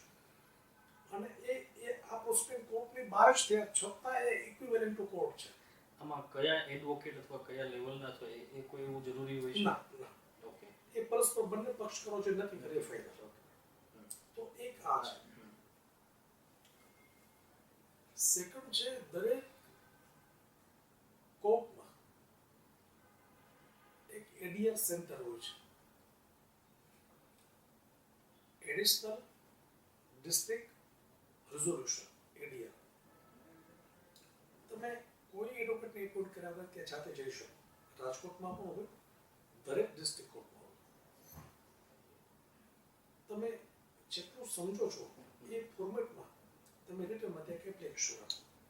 જો અહીંયા વાત કરું છું કે એડવોકેટની કોઈ જરૂર નથી. જો તમે જાતે એ વાતને કોર્ટને કન્વિન્સ કરાવી શકો છો, લેખિત. તમે ત્યાં આપો. એડીઆર સેન્ટરના પ્રેસિડેન્ટ કે એના ચીફ એ ડિસ્ટ્રિક્ટ જજ જ હોય. કોર્ટ તમારી અરજી ઉપર, એડીઆર સેન્ટર તમારી અરજી ઉપર સામાવાળા પક્ષને નોટિસ કરશે, એને બોલાવશે, મીડિયેશન માટે બેસાડશે. વચ્ચે કોર્ટના અધિકારી હશે, બંને પક્ષને સાંભળશે અને એ કોઈ ને કોઈ જગ્યાએ એવા પ્રયત્નો કરશે કે એડીઆર સેન્ટર થ્રુ એમાં રેઝોલ્યુશન આવી જાય. કોઈ પણ પ્રોસિડિંગ વગર, કોઈ પણ કેસ ચલાવ્યા વગર, કોઈ પણ ટ્રાયલ વગર એ પ્રોસિડિંગ પણ 3 જ મહિનામાં પૂરી થઈ જાય છે. ઘણી ઝડપી વર્ષોની સાપેક્ષ. પછી જો કોમર્શિયલ ટ્રાન્ઝેક્શન હોય તો કોમર્શિયલ એક્ટની સેક્શન 12 છે. એ પ્રમાણે પણ બંને પક્ષકારો એકબીજાને નોટિસ કરી અને કોઈ પણ કોમર્શિયલ ટ્રાન્ઝેક્શનમાં રેઝોલ્યુશન લાવી શકે છે. એના માટે પણ કોર્ટમાં જવાની જરૂર નથી. કોર્ટની બહાર ઘણી વ્યવસ્થા છે અને સારી વ્યવસ્થા છે, સ્પીડી છે, અવેરનેસ નથી. પણ અવેરનેસ નથી. એટલે 3 બાબતો એવી છે કે જેમાં તમે કોર્ટમાં ન ગયા વગર તમારા લિટિગેશનમાં રેઝોલ્યુશન મેળવી શકાય. જો એમાં તમે ફેલ જાઓ તો ડેફિનેટલી તમે કોર્ટ આવો, વેલકમ. પણ ડાયરેક્ટ કોર્ટે ના આવો. આ ઓપ્શનને તમે ફર્સ્ટ પ્રાયોરિટી આપી ટ્રાય તો કરો. 15-20% 25% આમાં રેઝોલ્યુશન આવી જતા હોય છે. અવેરનેસ નથી એટલે ત્યાં ફ્લો નથી, ત્યાં કોઈ બિઝી નથી. પણ અવેરનેસ નથી માટે લોકો ત્યાં નથી જતા, કોર્ટમાં જાય છે. આ છે ને, આ વ્યવસ્થા કંઈક એવી છે, એક મેન્ટાલિટી એવી છે કે જો સિવિલ હોસ્પિટલે તમે જશો ને તો તમારે લાઈનમાં બેસવું પડશે. પણ કે પ્રાઇવેટમાં જશો ને તો વાંધો નહીં આવે. પણ હવે તમે પેરેલલ જો ટાઈમનું તમે કેલ્ક્યુલેટ કરશો ને તો જેટલો વારો તમને સિવિલમાં લાગશે ને એટલો જ વારો પ્રાઇવેટની હોસ્પિટલમાં પણ તમને લાઈનમાં બેસી નહીં જશે. પણ તેમ છતાં આપણે જશું પ્રાઇવેટ. એટલે તો અવેરનેસ નથી ને બીજું ખબર હોય તો ધીરજ નથી. કારણ કે કેસ થયા હોય ત્યારે તો એકબીજાના દુશ્મન જ બનેલા હોય એટલે આખી વાત અહંકાર ઉપર ને એ બધી ચાલતી હોય છે. સર, એક યુથને રિલેટેડ જ એક ક્વેશ્ચન છે કે કપલ અને કાયદો એ મને રિકમેન્ડ કર્યું છે પૂછવા માટે કે જે એડલ્ટ છે 18+ અને એની સાથે હોટલ રૂલ્સ કેવી રીતના છે. આપણે ન્યૂઝપેપરમાં ઘણી વાર વાંચતા હોઈએ છીએ કે પોલીસે રેડ પાડીને એને બદનામ આ રીતના કર્યા. તો કાયદો શું કહે છે કે 2 એડલ્ટ વ્યક્તિ હોટલ રૂમમાં હોય છે સાથે, એના મેરેજ નથી એને કરેલા, તો એ સંજોગોમાં કાયદો એના માટે શું વાત કરે છે? આના પ્રોવિઝન્સ ઇમોરલ ટ્રાફિક એક્ટમાં આપેલા છે. કાયદાનું નામ છે. કોઈ પણ કપલ કોઈ પણ હોટલમાં છે તો ભારતનો એક પણ કાયદો એને રોકી નથી શકતું. કોઈ પણ પ્રોવિઝન્સ એવું નથી કે જો કપલ રાજી ખુશીથી હોટલમાં છે,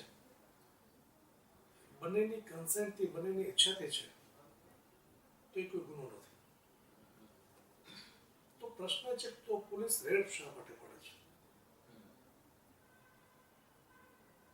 જો પોલીસ રેડ પાડે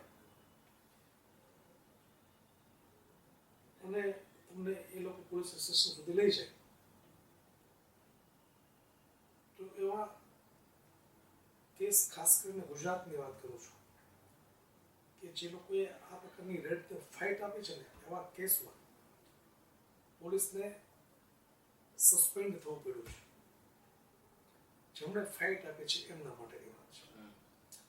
પણ પોલીસનો રેડ પાડવાનો મિનિંગ બેકેન્ડમાં અલગ હોય છે, કે રેડ પાડશો એટલે જે તે કપલ છે ગભરાઈ જશે, પોલીસ એક એટમોસ્ફિયર ક્રિએટ કરશે કે તમારી આબરૂ જશે, ચાલો અમારી સાથે અત્યારે પોલીસ સ્ટેશને, તમને લોકોમાં બેસાડવામાં આવશે, તમારો ગુનો નોંધવામાં આવશે, તમારા મા બાપને બોલાવવામાં આવશે. આવું એક એટમોસ્ફિયર ક્રિએટ કરવામાં આવે એટલે કપલ ગભરાશ કરતી કાયદો નથી ચાલતો. તો વાત શું આવશે? ઓફર કે સાહેબ બતાવો ને શું આપીએ. તો પોલીસની આવી દરેક રેડ પાછળ કાયદાનો કોઈ હેતુ નથી. આ માત્ર વ્યક્તિગત હેતુ છે અને માત્ર ને માત્ર કરપ્શન, માત્ર ને માત્ર ભ્રષ્ટાચાર, માત્ર ને માત્ર એક એટમોસ્ફિયર ક્રિએટ કરી અને રૂપિયા પડાવી લેવા, એનું નામ હોટલમાં થયેલી રેડ. એટલે આપણે વાત કરીએ ઇમોરલ ટ્રાફિક એક્ટ, Immoral મને લાગે traffic છે કે પ્રોસ્ટિટ્યુશન કે એને લગતો હશે. તમે કહો છો એ વાત એ સાચી, પણ આ વાતને બહુ જ જો એક સામાન્ય પબ્લિક સમજી શકે એ લેંગ્વેજમાં જો આપણે સમજવું હોય ને, તો માત્ર હોટલ જ નહીં, તમે કોઈ પણ ગાર્ડનમાં બેઠા છો, તમે કોઈ પબ્લિક પ્લેસમાં છો,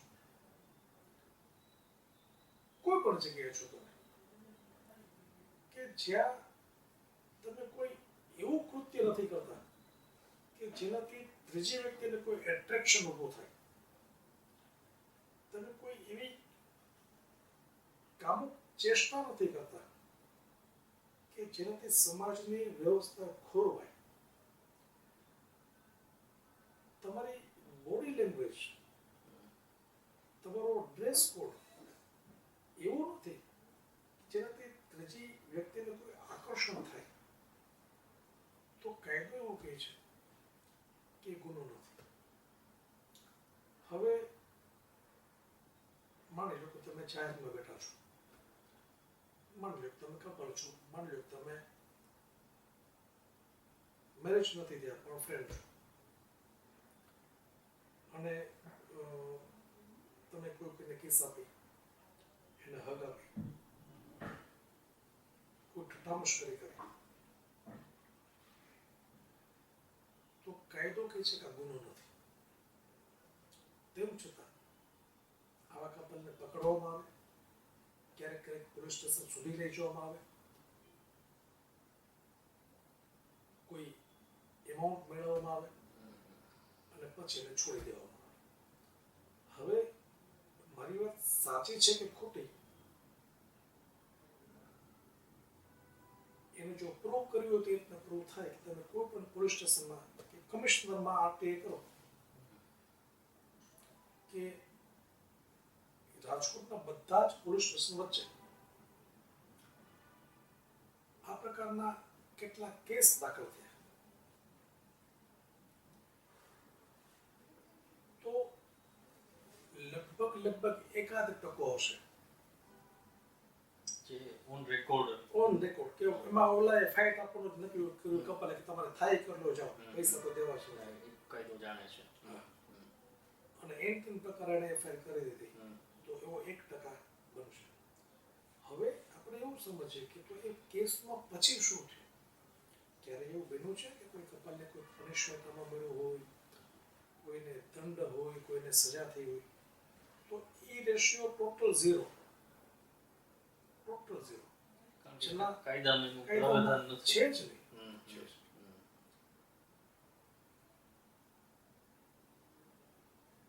કાયદો આમ ચુસ્ત પચો ત્યાં સુધી પણ છે કે આજે તમે કોઈ પણ શોરૂમમાં જાઓ, ખાસ કરીને જે મોટા મોટા બધા ચેઇન વાળા છે એ બધા જ શોરૂમમાં, એ બધા જ મોલમાં તમને પેલા સ્ટેચ્યુમાં બ્રા અને નિકરને ચડાવેલા એડવર્ટાઇઝમેન્ટ મૂકી હોય હા હા મોડેલ મોડેલના, બરાબર છે. જો કપલ બેઠું છે અને એને ખાલી એટલું જ કરવું કે એક વ્યક્તિ બીજી વ્યક્તિને કિસ કરે, કાયદો તો હક આપે.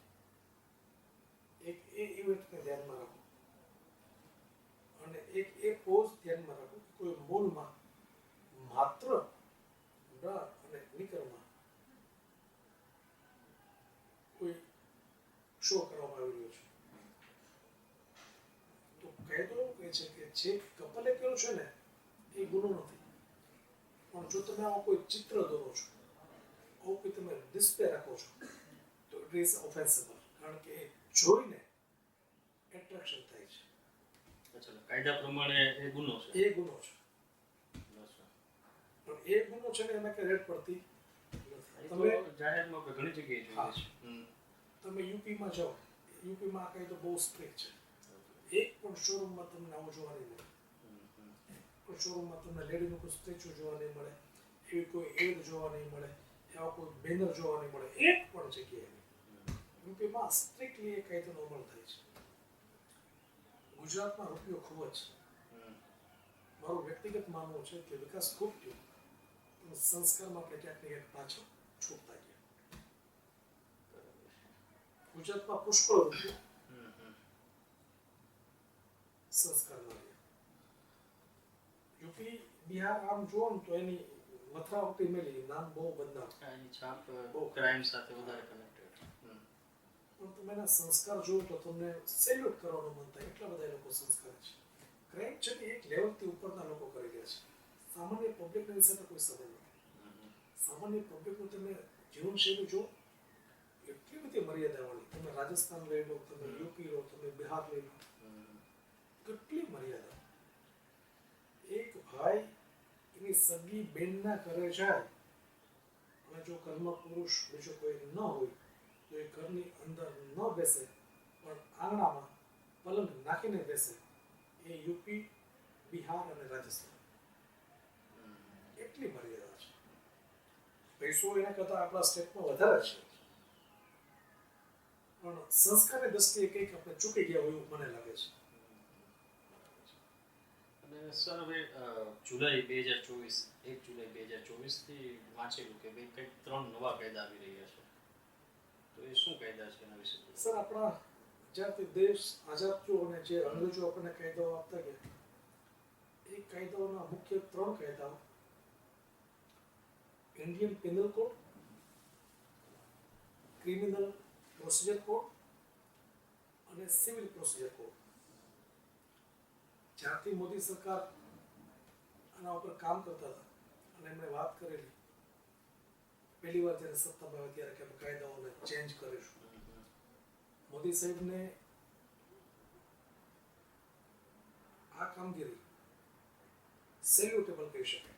કાયદો ચેન્જ કરવા એ કોઈ નાની માના ખેલ નથી. આખા દેશને જે ચલાવવો છે એ કાયદાઓને ધર્મોમાંથી ફેર કરી અને ભારતીય સંસ્કૃતિ પ્રમાણે નવા કાયદો લઈ આવવા એ લગભગ ઇમ્પોસિબલ છે. લગભગ એ પોસિબલ જ નથી. પણ તેમ છતાં એમણે કરી બતાવ્યું અને એ 3 કાયદાઓ આઈપીસી, સીઆરપીસી અને સીપીસી એ ચેન્જ થઈ અને 1 જુલાઈથી, એટલે હવે પછીના 4-5 દિવસ પછી એ આઈપીસી, સીઆરપીસી અને સીપીસી ક્લોઝ થઈ રહ્યા છે.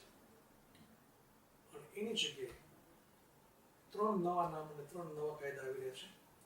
એમાંનું પહેલું છે એ ભારતીય સાક્ષ્ય અધિનિયમ, બીજું છે ભારતીય ન્યાય સંહિતા અને ત્રીજું છે ભારતીય નાગરિક સુરક્ષા સંહિતા. હવે કાયદાઓ તો નવા આવે. જો અહીંયા મેં મોદી સાહેબના ભરપેટ વખાણ કરી લીધા. હવે થોડી નબળી વાત પણ કરીશું કે નવા કાયદાઓ ખરેખર કેટલા ઇફેક્ટિવ રહેશે, ખરેખર નવા છે, અને એનાથી સમાજમાં શું પરિવર્તન આવશે, કે જ્યુડિશિયલ સિસ્ટમમાં શું પરિવર્તન આવશે, કે પોલીસ મશીનરીમાં શું પરિવર્તન આવશે, ઇન્વેસ્ટિગેશનમાં શું પરિવર્તન આવશે, ઓફેન્સ કેટલા ઓછા થશે. આ બધાનો જવાબ એક જ છે કે સાહેબ કંઈ જ બદલાવાનું નથી. કાયદાઓના નામ બદલાયા છે. આવો કેવળ હું એક જ છું. બાકી અમારું બાર એસોસિએશન, અમારા સિનિયર એડવોકેટ્સ, અમારી જ્યુડિશિયલ સિસ્ટમ, એ બધા એક આશા રાખીને બેઠા છે કે ના, પરિવર્તન તો આવશે. હું જેટલું સમજુ છું લિમિટેડ, મને નથી લાગતું કે નવા કાયદાઓથી કોઈ એવી અસરકારકતા આવશે કે જેનાથી આપણને ખુશહાલ થઈ જઈએ, દેશમાં કંઈક રામ રાજ્ય જેવું લાગે, દેશમાં કંઈક શાંતિ સ્થાપતી એવું લાગે, વર્ષો જૂના કેસ ઝડપથી પૂરા થશે એવી કોઈ આશા બંધાય, નિર્ણયને બદલે ન્યાય મળશે એવી કોઈ આશા બંધાય. આવું બધા વિચારી રહ્યા છે. મારું લિમિટેડ નોલેજ એ કહે છે કે ઓકે બનવાનું નથી. કારણમાં સિસ્ટમ તો એ જ છે, વ્યક્તિઓ એ જ છે. જો એ કારણ કે કારણ એ છે. બહુ સરસ આપનો પ્રશ્ન છે. જ્યાં સુધી મેન્ટાલિટી ચેન્જ ન થાય ને ત્યાં સુધી ક્રાંતિ ના આવે. કાયદો જુદા જે હતા, જે હવે એન્ડ થઈ ગયો છે 4 દિવસમાં, તો એ કાયદાઓએ પણ કઈ એવું તો છૂટ નથી આપી તમે કઈ ચોરી કરજો, તમે કઈ લૂંટ કરજો, તમે કોઈને મારી નાખજો, તમે ક્યાંય રેપ કરજો, તમે કોઈ બીજા કોઈ ઓફેન્સ કરો, તો છૂટ તો એને નથી આપી. છતાં ઓફેન્સ બેના છે. નવા કાયદાઓ પણ છૂટ નથી આપવાના. આપણે ચલો એવું માનીને ચાલીએ એક લેમેન તરીકે કે જૂના કાયદાઓ કરતા નવા કાયદાઓ વધારે કડક હશે, સ્ટ્રોંગ હોઈ શકે. પ્રશ્ન એ છે ને અમલવારીનો. ઓન પેપર સ્ટ્રોંગ હશે, ઓન પેપર હોઈ શકે. એટલે જેટલું મેં વાંચ્યું છે થોડું, પણ એટલું બધું મને કેમાં ચેન્જ એવું નથી દેખાતું કે જે વાસ્ત કહી શકે આનાથી તો આ વાત રોકાય જ જશે, એવું કંઈ એમાં નથી. આ વાત ફરીને ધૂમ્રપાન ઉપર, આ મોડલના ફોટા ઉપર આવે છે કે કાયદો તો છે જ, પણ એનું અમલવારી કેટલી થશે. આજે બહુ સિમ્પલ છે કે જેટલા કાયદાઓ બને છે ને, કાયદો એક બને તો એ કાયદામાંથી છટકવાની 10 તમારી પાસે ઓપ્શન હોય, 10 બારીઓ હોય. એ રોકવી જરૂરી છે. એ ક્યારે રોકાય કે જ્યારે એનું ઇમ્પ્લિમેન્ટ સ્ટ્રોંગલી થાય. તો એ અમુક કાયદાઓમાં જેમાં ચેન્જ, આજે માની લો કે રોડ એક્સિડન્ટ છે ને એ દરરોજની આપણી ભારતની મોટી સમસ્યા છે. લાખો લોકો દર વર્ષે મરી રહ્યા છે. સેન્ટ્રલ ગવર્મેન્ટ તમે રિપોર્ટ જુઓ તો આપણને એક હૃદયમાં ધ્રાસકો પડે છે. આટલા લોકો એક્સિડન્ટમાં મરી રહ્યા છે, આટલા બધા સારા રોડ બનવા પછી પણ, તો પણ ખૂબ અકસ્માત થાય છે, ખૂબ લોકો જીવ ગુમાવે છે. હવે નવા કાયદામાં એ જોગવાઈ કરી કે જો કોઈ બેફિકરીથી વાહન ચલાવે, અકસ્માત થાય, કોઈ મરી જાય, અને જો એ અકસ્માત કરનાર વ્યક્તિ ભાગી જાય તો એને 10 વર્ષ સુધીની જેલની સજા કરવી. જો વાંચવામાં આપણને મજા આવી ગઈ કે ઓહો આનો અમલ થશે. સાથે એમાં એક રાહત પણ આપી કે જો અકસ્માત થયા પછી ભાગી નથી જતો અને વિક્ટિમને હોસ્પિટલ સુધી પહોંચાડે છે, તો એને વધુમાં વધુ 4 વર્ષ સુધીની સજા કરવી. જો ભાગે છે તો 10 વર્ષ છે. પણ ચલો બનાવ બની ગયો અને એ ઇન્જર્ડ પર્સનને હોસ્પિટલ સુધી પહોંચાડે છે અને એ સાથે રહે છે, તો 4 વર્ષ. તો માનો ખરેખર કોઈનાથી ભૂલ થઈ ને અકસ્માત થઈ ગયો તો એને એટલી તો રાહત છે કે ચલો હું સાથે રહું છું ને તો મને સજા ઓછી થશે. તો ટ્રક એસોસિએશને એનો કંઈક વિરોધ કર્યો અને એ વાત અત્યારે તો ટલ્લે ચડી ગઈ છે અને કીધું છે કે 1 જુલાઈથી તો અમે એનો અમલ નહીં કરીએ. ટ્રક એસોસિએશનનું એવું માનવું છે કે ભાઈ આવી તમે સજાઓ આટલા સ્ટ્રિક્ટલી કરશો તો અમારે બધાએ જેલમાં જ જવું પડશે.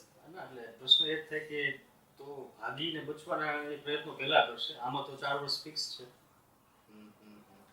તો હજુ એ 1 જુલાઈથી અમલમાં નથી આવેલું. બરાબર છે.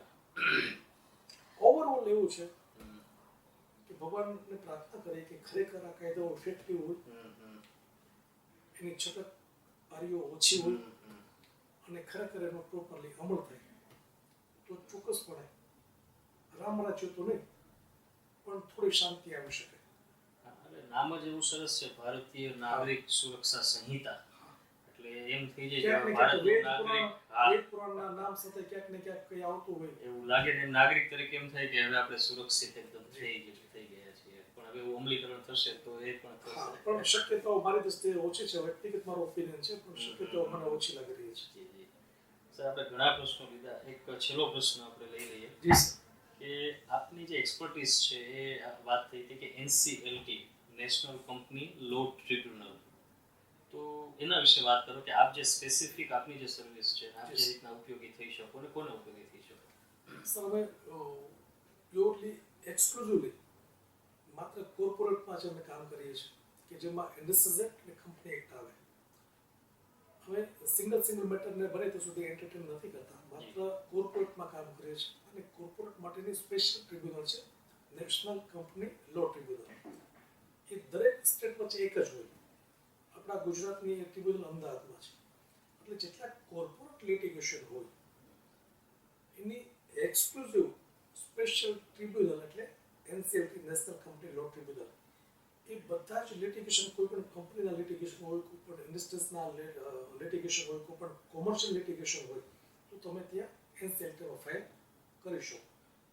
બેનિફિટ તમને એ થશે કે સ્પેશિયલ એની જે ટ્રિબ્યુનલ છે એટલે એની બોડી, એના જજીસ એ આ કાયદાને બહુ સારી રીતે સમજતા હોય, એની પાસે માત્ર આ જ કામ હોય તો એના રેઝોલ્યુશન બહુ સારા આવી શકે, એનું જજમેન્ટ બહુ સ્પીડી આવી શકે.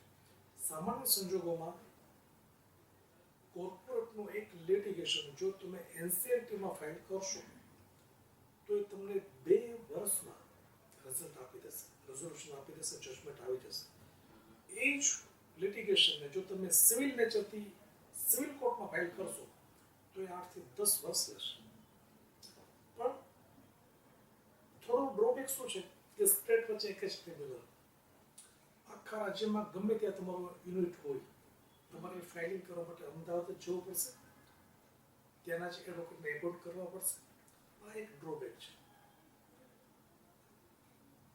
અમારા એડવોકેટ શું કરતા હોય કે સપોઝ એને એનસીએલટી પ્રેક્ટિસ નથી કરી રહ્યા, અથવા તો એને અમદાવાદ જવાનું નથી બનતું, અથવા તેની પાસે એટલું કામ નથી કે અમદાવાદ રેગ્યુલર જઈ આવી શકે, તો એ જ મેટરને એ સિવિલ નેચર આપી સિવિલનું ડ્રાફ્ટિંગ કરી અને રાજકોટની સિવિલ કોર્ટમાં કે કોઈ પણ સિવિલ કોર્ટમાં એ મેટરને ફાઇલ કરી દેશે.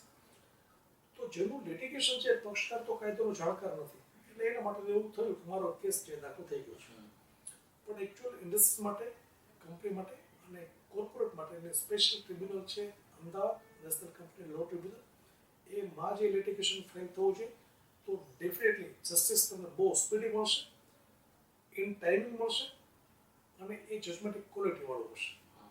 જે સ્પેસિફિક છે એના ઉપર એની પાસે એ જ કામ છે. ટ્રિબ્યુનલ પાસે અહીંયા શું થશે, સિવિલ કોર્ટ પાસે કે કોર્ટ પાસે નંબર ઓફ કામ હોય, અલગ અલગ લિટિગેશન હોય, અલગ અલગ કાયદોનો અભ્યાસ કરવો પડતો હોય, ત્યારે એટલું બધું ક્વોલિટી એ જજમેન્ટમાં મે બી ન હોઈ શકે કે જે જજમેન્ટ તમને એનસીએલટી આપશે. તો અમે માત્ર એનસીએલટી કરી રહ્યા છીએ અત્યારે.